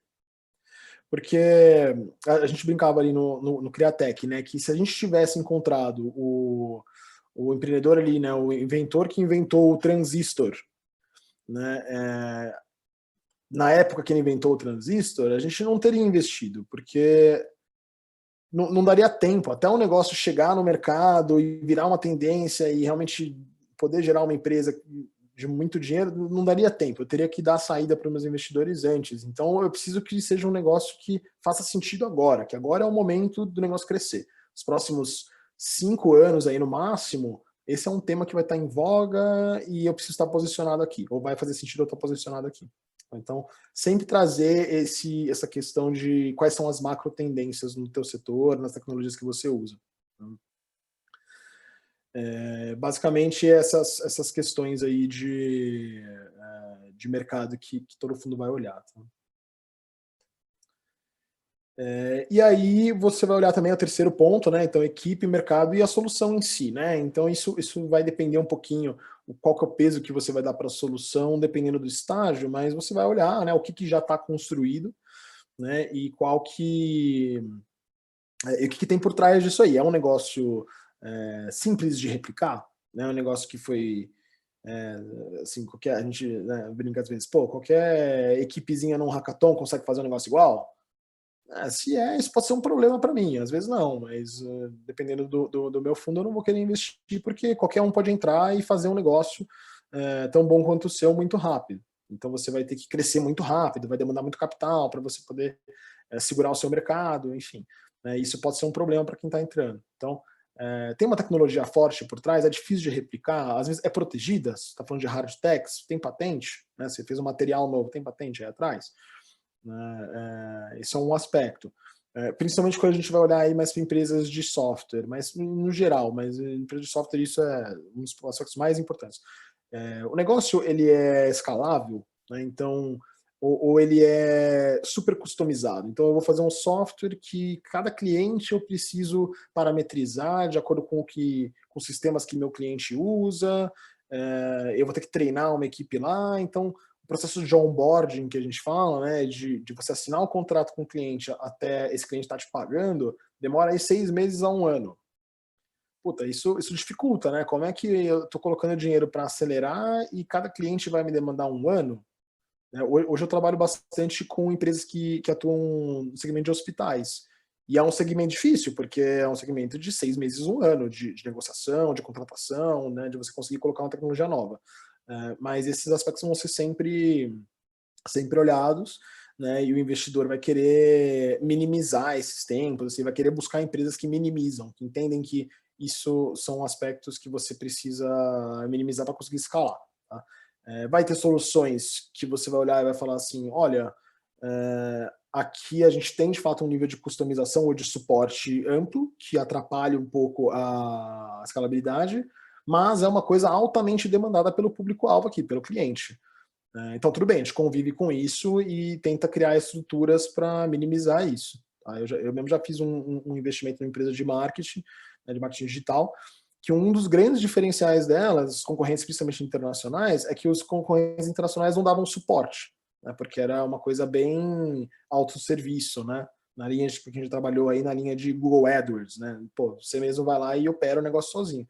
né? E as grandes empresas do Brasil simplesmente não queriam trabalhar assim. Ela falou, não, eu quero alguém que venha aqui, me ensine minha equipe, que se eu quiser dar problema eu ligo e que troque meu logo e a cor e tal, porque uma empresa grande paga e quer assim, né? E a empresa está crescendo pra caramba com essa oferta, mas isso tem que estar bem claro, porque se não tiver, o investidor vai olhar e falar assim, puta, tem um problema de escalabilidade aqui. E a escalabilidade é um ponto fundamental. Tá? E aí, claro, ele vai olhar de novo a equipe por trás dessa tecnologia. Né? Se você até tem um produto legal, mas tua equipe de tecnologia e no software é toda terceirizada, você contratou uma software house, com certeza ele vai estar em cima disso. Ele vai olhar e falar assim, tá, ok, qual que é teu plano para internalizar isso? Porque se amanhã você deixa de trabalhar com esses caras, né, a gente vai ter um problema. A gente tá na mão. Então, vai olhar quem que está por trás também. Legal, pessoal. Agora, vou falar um pouquinho de estágios aqui, né? E qual que é o tipo de empresa para o qual esse tipo de investimento faz sentido, tá? Isso aqui é meio retomando um pouquinho aquele primeiro slide, né? Mas com um pouquinho mais de detalhe. Essa aqui é aquela famosa curva J, né? Que a gente fala. Então, você tem dois tipos aí de empresas, né, se a gente quiser simplificar bastante, né? Você tem empresas que elas já nascem dando lucro, ou essa é a expectativa, tá? Negócios mais tradicionais, e você tem negócios que vão queimar muito caixa, e vão queimar algum caixa, vão precisar gastar recursos antes de começar a dar lucro. Uma empresa que já nasce dando lucro, ela poderia, né, seus investidores vão lá, os sócios, né, os fundadores vão lá, colocam algum capital para colocar a bola no jogo ali, montar a empresa e depois já saem operando. Agora, empresas que sabem que vão ter um caminho até chegar à lucratividade de 5, 6, 7 anos, elas precisam necessariamente de um aporte de capital de fora. Né? Se os sócios tiverem bastante dinheiro, eles podem colocar. Se tiverem amigos endinheirados, eles podem ficar ali nessa parte de capital semente, investidores anjo, né? A gente fala de FFF, né? Friends, Families and Fools, né? Você pode pegar capital com suas fontes próprias e sua rede de relacionamento próprio. Mas se for muito capital, provavelmente você vai precisar ou querer trazer investidores de fora. E aí é o que a gente fala dessa curva J, né? Aqui nessa curva preta, a gente está falando de receita, tá bom? A empresa nasce sem receita nenhuma e vai crescendo em termos de receita. E aqui na curva azul a gente tem a margem, né? A lucratividade, pô, no fundo o fluxo de caixa, né? A empresa está queimando caixa, queimando dinheiro, né? Até ela passar ali do break-even, que a gente fala, e começar a gerar lucro. E em todo esse caminho ela vai precisar de capital externo. Tá? No começo, como a gente falou aí, você vai ter investidores de fomento ou aceleradoras, né? Depois, um pouquinho, quando a gente já entra numa fase de lançar a primeira versão do produto, também, de novo, aceleradoras e investidores anjo. Quando a empresa já está em tração aqui, você vai para um venture capital e mais para frente ainda com um private equity. Tá? E às vezes realmente você não vai precisar fazer isso. Assim. É custoso você admitir um novo sócio. Né? As ações da tua empresa são as coisas mais valiosas que você tem. Assim, dividir esse capital é muito caro. Né? Se você está abrindo, sei lá, tá abrindo um escritório de advocacia, eu sugeri, não vai fazer sentido você pegar um capital desse tipo. Né? Você não precisa disso. Então é interessante, é importante ter em mente se a tua empresa, o que você está querendo montar, né, de fato é uma empresa que vai ter esse perfil de faturamento e principalmente de lucratividade, e aí vai precisar de capital externo.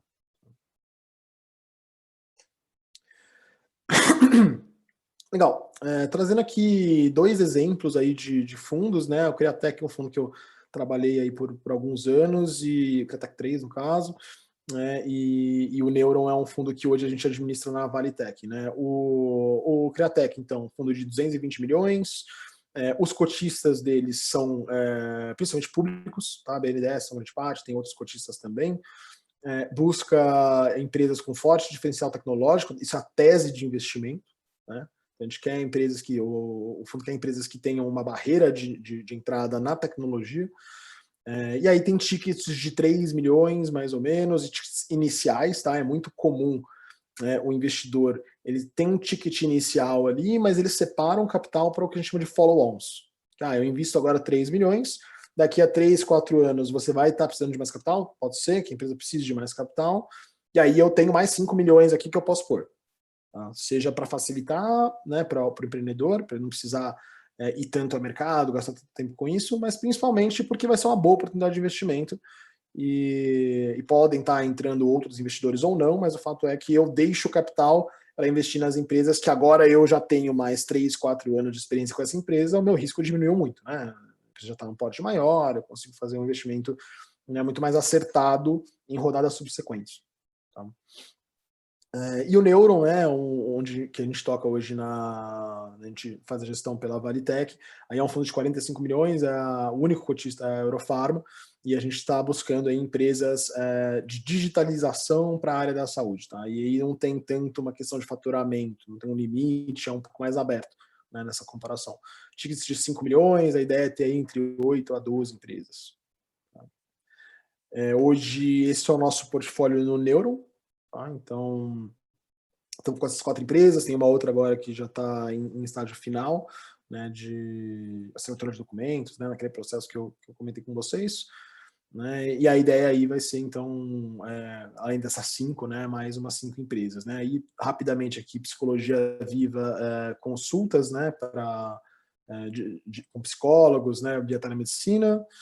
Just for You é uma marca é uma empresa que faz shampoos personalizados, então você coloca diversos, né, responde questionários sobre seu cabelo, seus hábitos, ela vai lá e cria uma fórmula específica para você, tá? Toda no B2C, então. Nexfar é uma marca bolsa de tecnologias para farmácias, para melhorar a gestão de farmácias e criar alguns marketplaces aqui dentro. E Rock Content, talvez vocês conheçam, é uma empresa bem maior que trabalha com produção de conteúdo, né, que no caso estava numa rodada de captação, tem um interesse estratégico da companhia aqui do cotista em estar próximo desse ambiente de criação de conteúdo, então a gente fez um investimento que é mais fora de saúde. Tem uma área de atuação em saúde, mas não é uma empresa só de saúde. E para fechar, pessoal, eu trouxe 2 cases aqui, são empresas do Criatec, tá? Mas é legal ver um case inteiro, né? Desde do começo, desde a criação da empresa até o aporte, até a saída, tá? Acho que fecha bem o ciclo aí. Então, eu trouxe 2 cases. O primeiro é a Magnamed. Talvez vocês tenham ouvido falar um pouco dessa empresa porque ela faz respiradores pulmonares. E aí, com o Covid, a demanda dela quintuplicou, assim, né? E na verdade foi uma empresa bastante acessada aí agora pelo poder público mesmo, né? Porque é uma questão de saúde nacional, né? Então é um tema bem importante. Mas assim, 3 fundadores ali lá atrás criaram dentro do CIETEC lá na USP tecnologias para respiradores pulmonares. Eles viam que o produto era muito mal feito, tecnologia muito ruim, e quiseram investir nisso, né? E aí eles começaram então, né, vou passar para a melhor para ver. Lá em 2006, lá no CETEC, numa salinha ali, quem já foi em CETEC, em alguma incubadora, sabe como é que é, né? Diversas salinhas ali, uma daquelas salinhas foram trabalhando na tecnologia. Em 2008 entrou o fundo Criatec, tá? Com capital para criar a primeira fábrica deles, né? Aí passou por todo um processo de acreditação de produto, entrada no mercado, foi começar a vender lá em 2011, né? Você vê como empresas mais de hard techs, que a gente fala, elas têm um ciclo longo, né? E aí, enfim, um caminho longo de desenvolvimento. Em 2014 criaram uma planta bem grande, aí a empresa já faturando algumas dezenas de milhões.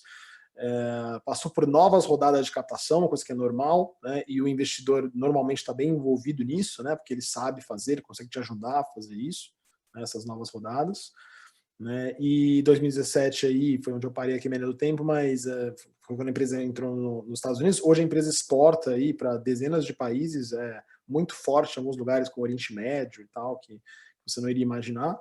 Né? E agora aí com o Covid sendo uma empresa de interesse nacional, né? Porque atende uma demanda muito crítica da sociedade. Tá? Então todo esse processo, né, o fundo participou ali, né, e participa como acionista, como membro do conselho e tem ajudado nisso aí. E hoje o fundo Criatec, que é um fundo que está aí, o Criatec 1, né, o Criatec é o 1, tem o 1, o 2 e o 3. Que já está no momento de saída do fundo, de encerramento do fundo, está buscando a saída da Magnamed. Como que eu vou sair agora, vender minhas ações da empresa, sendo vendendo a empresa inteira ou só as minhas ações? Um outro caso bacana aqui que eu gosto é o caso da Bug, né? Também do Criatec. Aí é uma empresa que produz o que a gente chama de faz controle biológico de pragas, tá? Então ela faz uma vespa, né, que preda os ovos da lagarta, né, que assola aí várias culturas, principalmente cana-de-açúcar. Então eles desenvolveram vou colocar aqui também na linha do tempo. Desenvolveram essa empresa, essa tecnologia lá na Exalc, né, 2002, todo um processo longo de desenvolver o produto, uma hard tech de biotecnologia, né, você tem várias fases de interação, desenvolvimento mesmo técnico, né. Quando esse produto estava mais pronto, o Criatec entrou aí em 2009, tá? Todo um processo de expansão comercial, fazer fábrica, tiveram novos sócios, até que em 2017 a empresa inteira foi vendida para uma empresa holandesa, tá, de controle biológico de pragas, com várias linhas de produto. Estava buscando uma entrada no Brasil, falou, cara, aqui nessa empresa eles têm uma tecnologia que eu não tenho e tem uma presença nacional. Entraram, deram uma saída bem interessante aí para todo mundo, né? Os empreendedores super felizes, os fundos, né, investidores super felizes, então uma história de sucesso aí. Pessoal, era isso que eu tinha para apresentar, tá? Vou fechar aqui minha tela, ficar com vocês agora para dúvidas. Espero que vocês tenham gostado até aqui. Beleza, muito obrigado, Fábio, foi ótimo. Vamos começar as perguntas, então? Vamos lá. Pergunta aqui do Márcio. Quando eu devo usar recursos próprios? Acho que se quiser abrir aquela figura da curva, do vale. Pode ser. Legal.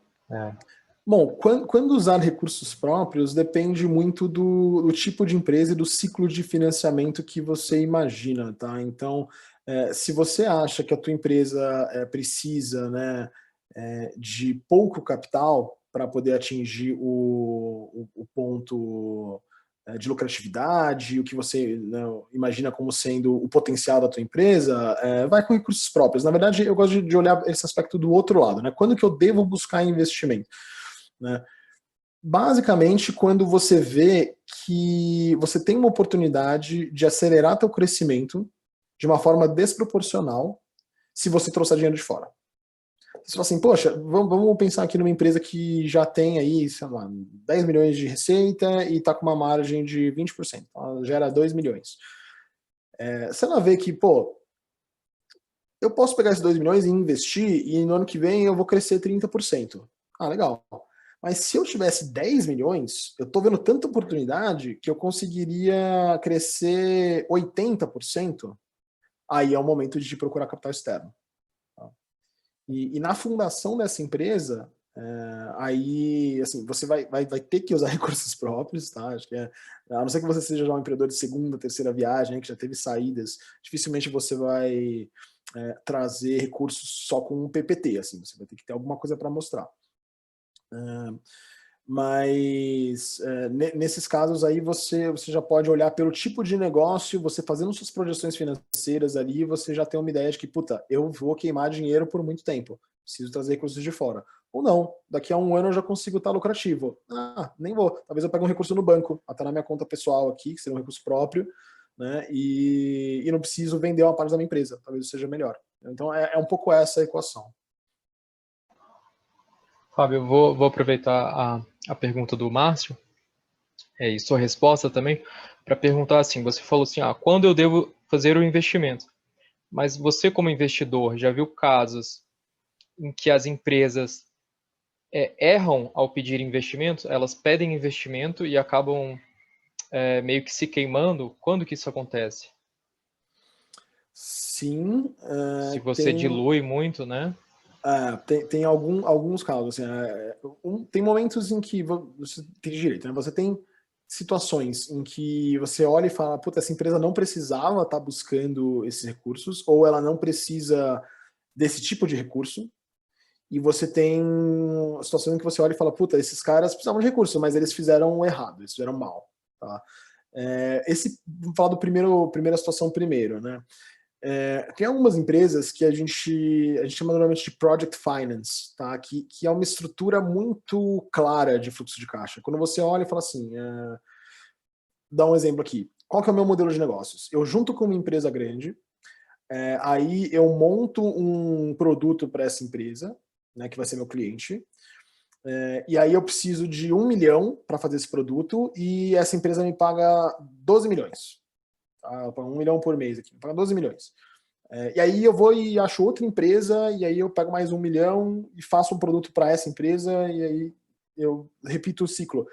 Esse tipo de empresa que você tem a receita extremamente previsível já no nível de contrato, tem fontes de capital melhores do que capital de investidores do tipo venture capital, investidores de participação. Tá? Se você tem uma previsibilidade de receita muito óbvia, até contratual, é melhor você pegar um capital, você pega esse 1 milhão com, vamos dizer assim, um banco, né, um investidor de dívida, você paga os juros e aí vai sair, você já sabe que é receita de 12, depois vai entrar, então você paga esses juros e é bem melhor do que você dividir esses 12 com alguém no limite. Tá? Então, tem alguns tipos de empresa que, pela estrutura de negócio delas, é melhor buscar capital em dívida do que em equity. Tá?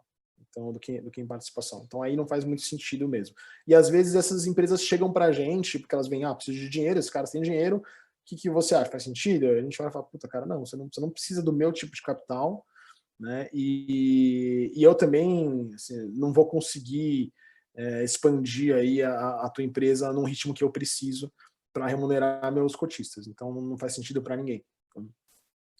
Agora, do outro lado, assim, tá, a empresa precisava de capital, mas ela fez isso errado. Eu acho que tem dois aspectos aí dentro da mesma. Bom, tem 3 coisas principais. Que você pode estar numa situação de muita diluição, como você falou, então vamos dizer que você precise para os próximos 18 meses, você projetou aqui, você fala, pô, para os próximos 18 meses eu vou precisar de 2 milhões.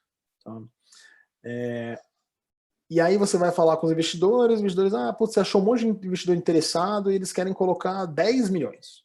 Né? Não 2, 10, ou não 2, 5, 5 milhões vão colocar. E aí você aceita isso, e pega os 5 milhões mesmo só precisando de 2. Fala, não, mas lá para o mês 24 eu vou precisar desse dinheiro.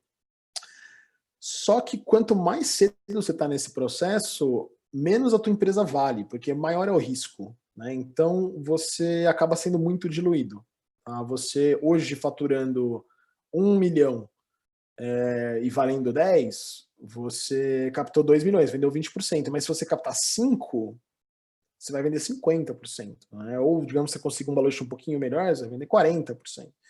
E aí pode ser que lá na frente você tenha que captar de novo, e aí você tem pouca participação, você vai ser diluído, e o próprio investidor que está entrando vai olhar e falar assim, putz, eu não quero investir nessa empresa porque os empreendedores eles têm muito pouca participação. Se eles têm muito pouca participação, os incentivos deles não vão estar nos lugares certos. Né? Eles vão querer outros tipos de remuneração, salário, sei lá, eles não vão estar super engajados para fazer um negócio crescer. Se tudo der certo, eu tenho 1% do negócio que não vou conseguir fazer um bom retorno, um bom capital. Então, essa é uma situação de muita diluição.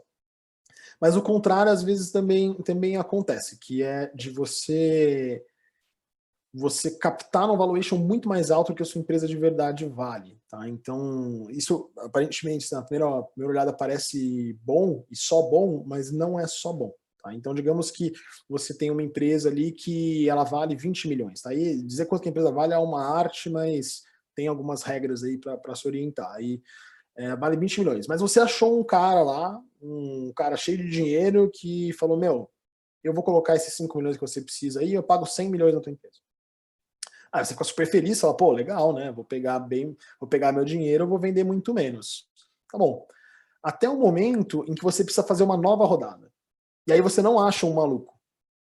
E aí o mercado inteiro olha para tua empresa e fala assim, puta, a empresa não vale 150, que é o que né, você está achando que vale, ela vale 30. E geralmente, quando isso acontece, você vai ter que devolver participação, ou você vai ficar sem captar, porque o pessoal não vai pagar esse valor mais alto, ou você vai ter que voltar para o teu primeiro investidor, renegociar com ele, né? Porque ele vai exigir isso de você, você não vai falar, ah, tá bom, você foi trouxa, pagou 100, agora eu tô vendendo a 30. Não, ele vai querer participação de volta. Isso dá um pepino aí, um problema de até social, né, de relacionamento entre essas partes, que às vezes o deal aí, a operação não acontece, você não consegue captar, ou acontece com um baita de um trabalho e com todo mundo ficando puto no final. Tá? Então, essas duas situações aí acontecem que não é tão legal. E a terceira é quando você deixa para captar muito em cima da hora. Se você é uma empresa que queima caixa, você tem 3 meses de caixa antes de você morrer, e aí você vai captar, provavelmente você vai fazer um deal ruim. Tá? Você vai ser pressionado, você vai aceitar o capital da onde ele vier, porque você não tem alternativa, você precisa do dinheiro, né? Então, por isso que eu sempre falo assim, poxa, você precisa captar, começa a pensar aí 9 meses antes do negócio, tá? O processo vai durar 6, né? Se o seu capital vai acabar daqui a 12 meses, esteja pensando em captação hoje. Tá? Na minha empresa no Mercode, assim, eu tinha um dos meus sócios era de produto, o outro era de marketing, né, e comercial e com B2C, e eu fazia RH e captação de recursos, basicamente, né, além de todo o resto, né, que acaba sobrando.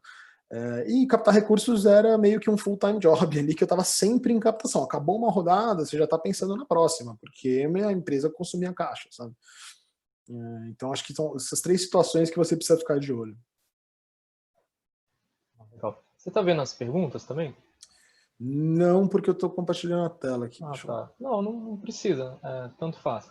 É porque acho que a próxima pergunta a gente acabou respondendo ela. Pergunta do Stênio. Debt Venture ou Equity estruturado como mútuo? Ele perguntou quais são os riscos e conflitos possíveis. Mas é isso que a gente acabou de falar, né? Acho que tem algumas particularidades, assim, né? Bom, de dívida versus equity a gente falou, né? Então, assim, geralmente dívida não está disponível para empresas tão jovens, mas se tiver, é sempre uma coisa que vale a pena olhar, porque o capital próprio, as ações, é a coisa mais cara, é o capital mais caro que a gente fala para a empresa. Tá? Se tiver dívida, dá uma olhada se você consegue captar com dívida. Agora, o que se fala aí de dívida conversível, né, que a gente fala, na verdade é uma estrutura, tá? É uma estrutura de negócio que você faz, normalmente para não precisar discutir o valuation. Você vai ter que setar alguns parâmetros ali, mas você foge um pouco dessa discussão de valuation. Isso é bem útil, tá? Isso é bem útil principalmente para empresas que estão no começo, né? Tá captando com anjos e tal. Então, você vai chegar para o anjo e vai falar assim, minha empresa vale 10 milhões, mas sua empresa é um PPT, você está falando com o anjo. Então, o anjo vai virar e falar assim, não, vale 1 milhão. Né? No Mercado eu tive investidor que virou para a gente e falou assim, não, mas peraí, quanto vocês já investiram? A gente investiram uns 200 paus. Ah, vocês investiram 200 mil, então eu ponho 200 e metade é meu. Não, porra, não é assim que funciona. Tal. Então, e essas discussões, às vezes, elas ficam, você precisa de dinheiro, e aí você fica lá discutindo e tal, então você vai lá e faz uma dívida conversível, que é bom para o investidor, protege ele na pessoa física, ali no CPF dele, né, porque ele não é sócio de ninguém, ele é um credor da tua empresa. E como é que funciona? Você estabelece um valuation máximo ali, geralmente, que chama de cap, de conversão, né, mas basicamente o cara vai te dar dinheiro, né, vai entrar na tua empresa, só que ele não vai comprar ações imediatamente. Ele vai esperar ter algum fato relevante, geralmente uma nova rodada de captação maior, e aí ele calcula então o valor da tua empresa, e aí ele vê, tá bom, então a tua empresa, né, esse novo investidor agora está valorizando sua empresa em 10 milhões. Eu entrei antes, então eu tenho um desconto. Nesse documento de dívida conversível você coloca um desconto, geralmente 20%, 30%. E aí esse é o valuation que você vai converter. Então se eu te emprestei 200 mil, agora a gente pega o teu valuation de 10 milhões, tira 20% aí, eu vou pagar 8 milhões, eu vou ter 200 mil sobre 8 milhões de participação. Então, é um modelo interessante e é um modelo com menos riscos, tá, do que um investimento direto, mas esses riscos são do lado do investidor, não tanto do empreendedor. Legal. A próxima pergunta é justamente sobre valuation, do Ricardo. Como definir o valuation de uma empresa em crescimento em um mercado desconhecido? O que é avaliado como referência? Tá, definição de valuation, aí tem players, né, cada gestora tem uma regra, mas modelos clássicos aí de valuation. Um que nunca é utilizado, porque ele não é, mas é o mais comum para empresas maiores, mas ele não funciona muito bem para empresas no começo, é o que a gente chama de fluxo de caixa descontado. Tá? Em que você pega todos os rendimentos futuros daquela empresa, você traz seu valor presente com uma taxa do seu custo de capital ali, e aí você chega no valor da empresa. Por que que não é usado? Porque você não tem, numa empresa no começo, você não tem segurança nenhuma sobre os fluxos de caixa futuros dela. Assim, a planilha aceita qualquer coisa, então eu vou pôr lá, no ano 5 eu vou faturar 100 milhões com uma margem de EBITDA de 35%. Cara, assim, o investidor sabe que isso não vai acontecer. A primeira coisa que ele vai fazer é pegar teus números e dividir na metade. Então, fluxo de caixa descontado, ele vai ser usado como um check, mas ele não vai ser normalmente aí né, a régua, a primeira coisa que o investidor vai olhar. O que é mais comum? Olhar múltiplos. Então você pega múltiplos de empresas semelhantes, né, de transações que aconteceram em empresas semelhantes do mesmo setor, e geralmente se coloca um ajuste nesse múltiplo dependendo de alguns fatores, mas o principal costuma ser a taxa de crescimento da empresa. Tá? Então, você olhar e falar assim, tá, qual que é o faturamento dessa empresa hoje? É 5 milhões por ano. Qual que é o múltiplo que esse setor está sendo tradeado, né? Tá gerando em operações de M&A, de fazer aquisições. É um múltiplo de 5 vezes receita. Tá, então 25 milhões é a base. Mas eu estou crescendo 50% ao ano. Tá bom, então eu coloco um multiplicador ali, talvez de 1,5, 1,8, né? E vou te pagar um pouco mais do que isso. Tá? Então, são algumas das principais métricas. Tem alguns investidores, mas não é uma coisa que eu gosto muito, mas tem alguns investidores que têm umas regras de ouro, do tipo, olha, rodada série A são 5 milhões por 20%, independente da empresa. E aí ele vai ver se a tua empresa, se essa equação faz sentido para a tua empresa. Se não fizer, não vai investir. Se fizer, não vai nem discutir valuation. Ele só vai falar, 20% que eu quero. Bom, então, isso às vezes são feitos, principalmente fundos que têm muitos investimentos, né, fazem assim, 50 investimentos o fundo vai fazer com tickets pequenos, às vezes ele usa umas regras de ouro desse tipo, até para não gastar tanto tempo discutindo valuation.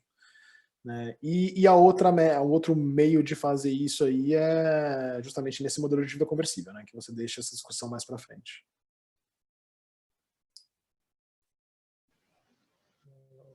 Próxima pergunta, a pergunta do Abdala sobre pitch.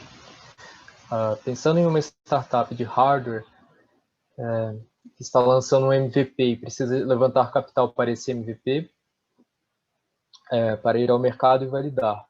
O que um grupo de anjos ou VC espera ver no pitch de uma startup como essa? Como não tenho tração, o que tenho que provar para eles?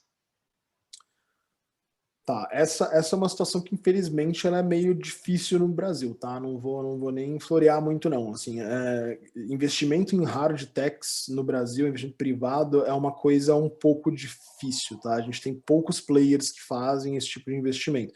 Por quê? Geralmente você tem um ciclo longo, tá, de desenvolvimento. Isso pode ser mais longo com mais complexa for a tecnologia, mas você vai ter um ciclo aí de pelo menos 2, 3, 4 anos para entrar em mercado. Em biotech, moléculas, por exemplo, isso chega às vezes a 10 anos, né? Com várias necessidades de capital nesse inteirinho aí, né? E isso dificulta. Como o fundo ele tem um período, né, que ele tem que conseguir uma saída, no Brasil a gente não tem muitos mercados intermediários de saída, tá? Então, por exemplo, eu estudei bastante esse mercado para moléculas, né? Quando você tem, no setor farmacêutico, quando você tem nos Estados Unidos uma empresa, um grupo de pesquisadores que desenvolveu uma molécula, investidores entram numa fase inicial para levar a empresa até uma Anvisa fase 2. E aí tem outros tipos de investidores que pegam empresas numa Anvisa fase 2 e investem até chegar numa fase 3, né, no processo de acreditação aí dessa tecnologia. Então, no Brasil isso é um pouco mais raro. Então, acho que a primeira coisa é ter em mente de que grande parte do mercado de venture capital brasileiro ainda está focado em software, tá? Então isso vai ser um pouco difícil. Tá? Agora, isso dito não é impossível. Assim, as primeiras fontes de captação que você deve buscar é fomento, com certeza, é o que mais tem. Inclusive, é muito mais fácil para uma empresa de hard tech conseguir capital de fomento do que uma empresa de software. Tá? Muito mais, porque ela precisa de desenvolvimento de dinheiro para P&D, enquanto uma empresa de software vai precisar muito mais de investimento comercial, já no começo. Tá? E esse investimento de P&D é justamente o que o fomento está aí para fazer. Tem aceleradoras focadas nisso também. Tá? Se você já exauriu, né, então você já está numa etapa que você precisa de mais capital, assim, você passou de 1, 2 milhões de capital, realmente você vai ter que falar com fundos, você vai ter que mostrar esse horizonte de saída para eles, tá? Como você vai ter um processo, você não vai sair vendendo no dia seguinte, né, você tem um processo mais longo de ida a mercado e isso vai resultar possivelmente num processo mais longo de saída, você tem que mostrar para ele que existe um horizonte de saída para ele. Você fala assim, cara, minha empresa ela só vai começar a fazer sentido de verdade daqui a 20 anos, mas daqui a 7 anos a gente consegue dar saída para vocês. Tá? Porque tem tal e tal indústria que podem comprar essa tecnologia, né, que tem interesse, né, nesse tipo de tecnologia que a gente está desenvolvendo e vai poder ir comprar a tua participação.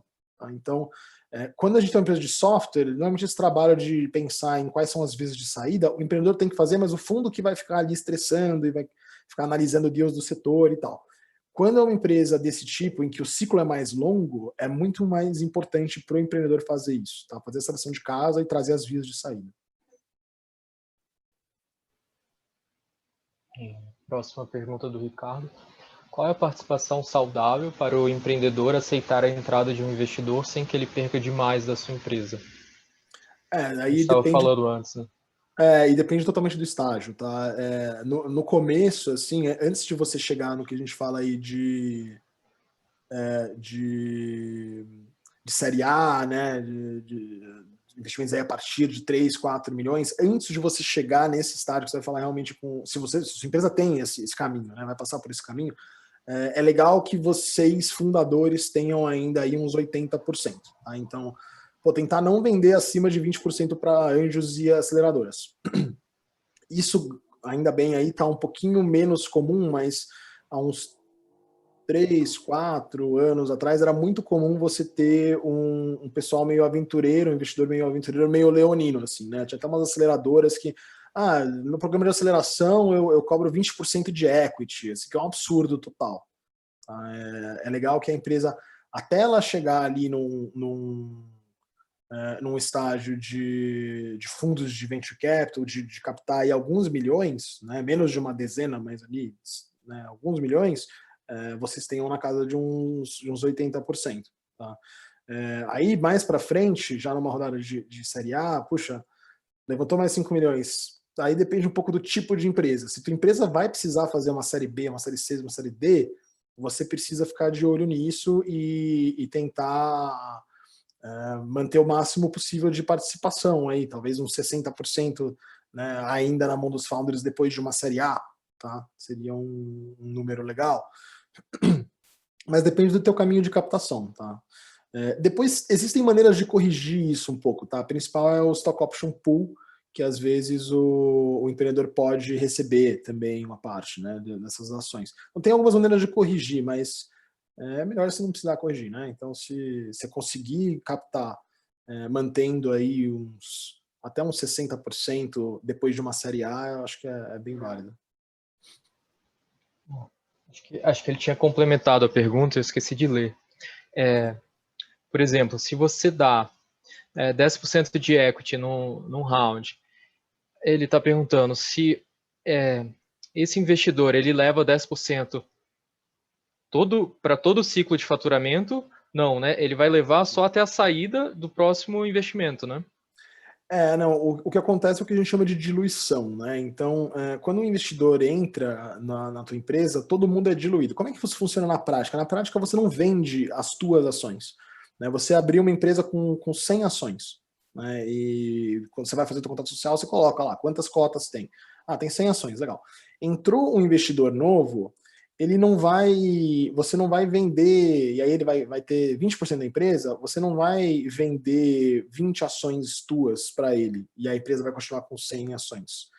Você vai emitir ações suficientes para que esse cara tenha os 20% que ele comprou. Tá? Então a empresa vai passar a ter, sei lá, 130 ações, e as 30 ações são deles, né, e ele tem esse 20%.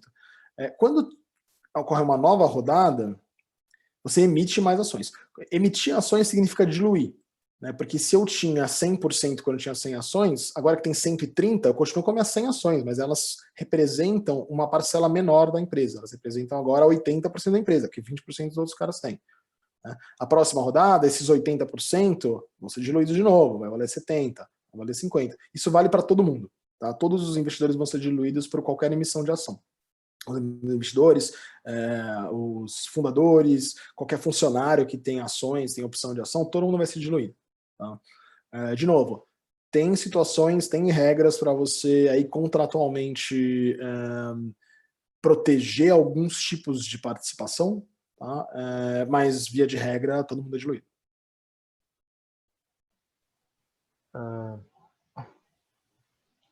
Tem uma pergunta aqui sobre o cartão BNDES para pequenas empresas. Você conhece? Daí eu vou ficar devendo, cara. E aqui uma pergunta da Luciana sobre captação para biotech. Ela disse que nunca viu captação para biotech no Brasil. Eles querem produtos em mãos e com regulatório já bem estabelecido. E sim, sem fluxo de caixa existente. Eles querem fluxo de caixa existente. É um desafio. A gente estava falando, né, mais cedo sobre a dificuldade, né? É um setor para biotech, para hardware. Biotech especificamente é mais complicado, tá? Porque um hardware, por exemplo, eu já investi em empresas de novos materiais e é um ciclo longo, é um ciclo longo, mas o ciclo de você lançar esses produtos, ele é bem menos longo e bem menos caro. O problema de biotech, quando você fala da área médica, tá? Especificamente da área médica, é que você chegar num produto que você pode vender é muito caro. Tá? Você precisa fazer... a gente está vendo isso para vacinas agora, né? Do Covid, né? Você tem ali uma fase 1, uma fase 2, uma fase 3, que já vai ter um N aí, um número de subjects no seu estudo que já vai ter ali, sei lá, 50 pessoas, e você vai chegar numa fase 4 que você vai ter que fazer um estudo com 2.000 pessoas, em vários centros. Isso é super caro. Então, biotech no Brasil tem investimento? Tem. Mas muito mais ligado ao agronegócio do que à saúde. Tá? Isso é uma distinção boa. Assim. Primeiro que a gente tem aqui grandes empresas multinacionais de agronegócio. Assim, o Brasil é uma potência global em termos de agronegócio, e na área de saúde não. Na área de saúde a gente consome, né? Assim, as grandes empresas. Você tem algumas empresas como a Eurofarma que são brasileiras, mas a maior parte das grandes empresas de saúde são globais. Né? E o centro de desenvolvimento de uma empresa como a Pfizer, ele não está no Brasil. Ele está nos Estados Unidos, ele está na Alemanha. Então, é lá que os M&As acontecem, é lá que você tem essa estrutura de investimentos em fases pré-operacionais. Né? Porque o pré-operacional, que significa antes de ir para o mercado, um pré-operacional de um software, ele dura 1 ano. Né? Se ele durar 3 anos, é porque tem alguma coisa errada. Um pré-operacional de um novo fármaco, ele dura 10 anos. E não adianta. Assim, é super bom, não importa. O processo é longo, demanda aí, às vezes, sem exagero, às vezes 100 de milhões, tá? Para você chegar a um novo fármaco. Né? E a verdade é que aqui no Brasil a gente não tem um ecossistema intermediário que dê saídas para investidores desse tipo. Então é bem complicado. Tá? É impossível? Não é, mas para ser sincero, na área de biotecnologia para a saúde, as empresas, os cases que a gente tem são principalmente de empresários brasileiros que foram abrir a empresa lá fora, tá? Porque eu entender que realmente não tem uma estrutura de capital para isso. Tá? Agora, biotecnologia para outras áreas, é o caso da Bug, que eu dei o exemplo ali, né? Biotecnologia, fazem larvas de insetos e tal.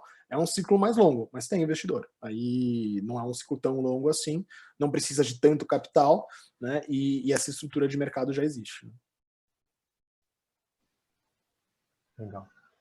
Tem uma pergunta aqui sobre o Shark Tank. Eu nunca assisti, você já assistiu? Já assisti, não é meu programa favorito, mas já assisti. O Márcio fala assim, no Shark Tank Brasil, sempre oferece uma merreca por cerca de 50% da empresa. Quando dizer não para um investidor que quer metade de tudo, pagando quase nada? É muito raro ter um investimento de 50% no mundo real, né? Mas Uma essa compra de é uma 50%. ótima oportunidade para dizer não, né? Assim, né? O investidor, essa estrutura principalmente de fundos de investimento, esse FIP, ele muito dificilmente vai querer ter maioria da tua empresa. Tá? Muito assim, nossa, se você encontrar um investidor que vai falar assim, não, mas eu vou investir aqui 5 milhões na tua startup e eu quero maioria, não deve ser muito experiente não, tá? Então normalmente você quer ser minoritário, tá? Ser minoritário te protege de um ponto de vista jurídico como investidor, né? E o fator principal aí, os fundos entendem que vão haver novas rodadas de participação e que ele tem que garantir que os empreendedores estão altamente motivados para ficar naquele negócio. Então, se eu falo assim, eu investidor, consegui negociar legal aqui, comprei 50% da empresa, 52% da empresa, cara, eu matei as possibilidades dessa empresa de fazer novas rodadas de captação. Nenhum investidor que entrar depois vai topar entrar numa empresa em que os empreendedores têm ali 40%, a não ser que a gente esteja falando de empresas maiores, né? Nas primeiras rodadas. Quando você chega no nível de private equity, você vai ter menos de 50%. Mas 50% de uma empresa que vale 300 milhões. Né? Agora, no começo, vai ser muito difícil encontrar um investidor com esse mindset. E se você encontrar, é um não obrigado ou um... Cara, vamos fazer uma dívida conversível? A gente discute o valuation lá na frente? Pode ser sério também. O Ricardo reescreveu a pergunta dele. Quando o investidor entra com alguma participação, ele já recebe de imediato a porcentagem equivalente do lucro daquela empresa a cada ciclo de faturamento, como um dividendo, ou o investidor só vai receber algum dinheiro de volta quando ele vender a participação dele? Essa segunda opção, tá? A empresa pode ter, algumas empresas têm distribuição de lucros, né? Mesmo no estágio meio incipiente, quem tiver ações vai receber. Mas não é esse o tipo de retorno que o investidor está olhando. Tá? Você tem alguns tipos de fundo, isso no Brasil é um pouco raro, mas já tem alguns também que a gente chama de evergreen, né? Que muda um pouco essa lógica de tudo que a gente conversou hoje. Tá? São investidores que não precisam sair do negócio. E para esse cara, receber dividendos vai ser importante. Mas, falando de Brasil, 99% do mercado aí de investimento em participação são fundos que precisam dar saída.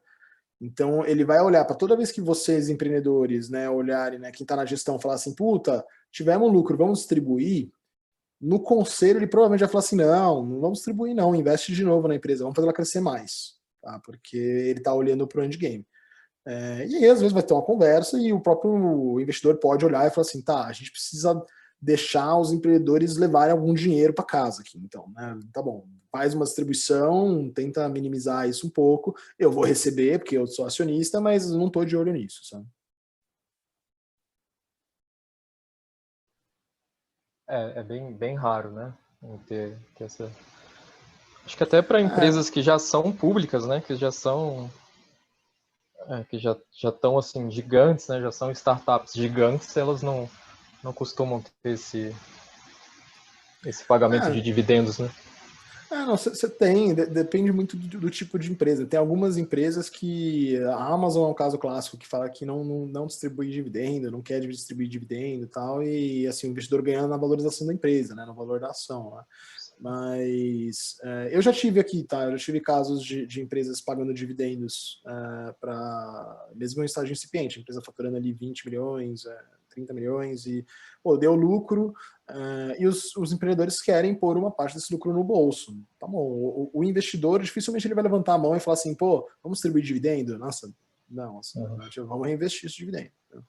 Se o outro lado quiser, a gente conversa, né? E tem até um certo nível de poder que cada uma das partes vai ter também nessa discussão. Legal. Bom, acho que era isso. Acabaram as perguntas. Muito obrigado, Fábio. A aula foi ótima. Foi uma visão super completa. E fica o convite aí para as próximas vezes com a gente. Legal, Ali, cara, obrigado pelo convite, sempre bem bacana aí, gosto muito de vocês, do pessoal da Inova, e estou à disposição aqui. Foi um prazer, espero que vocês tenham gostado aí. Beleza, obrigado. Vou encerrar aqui.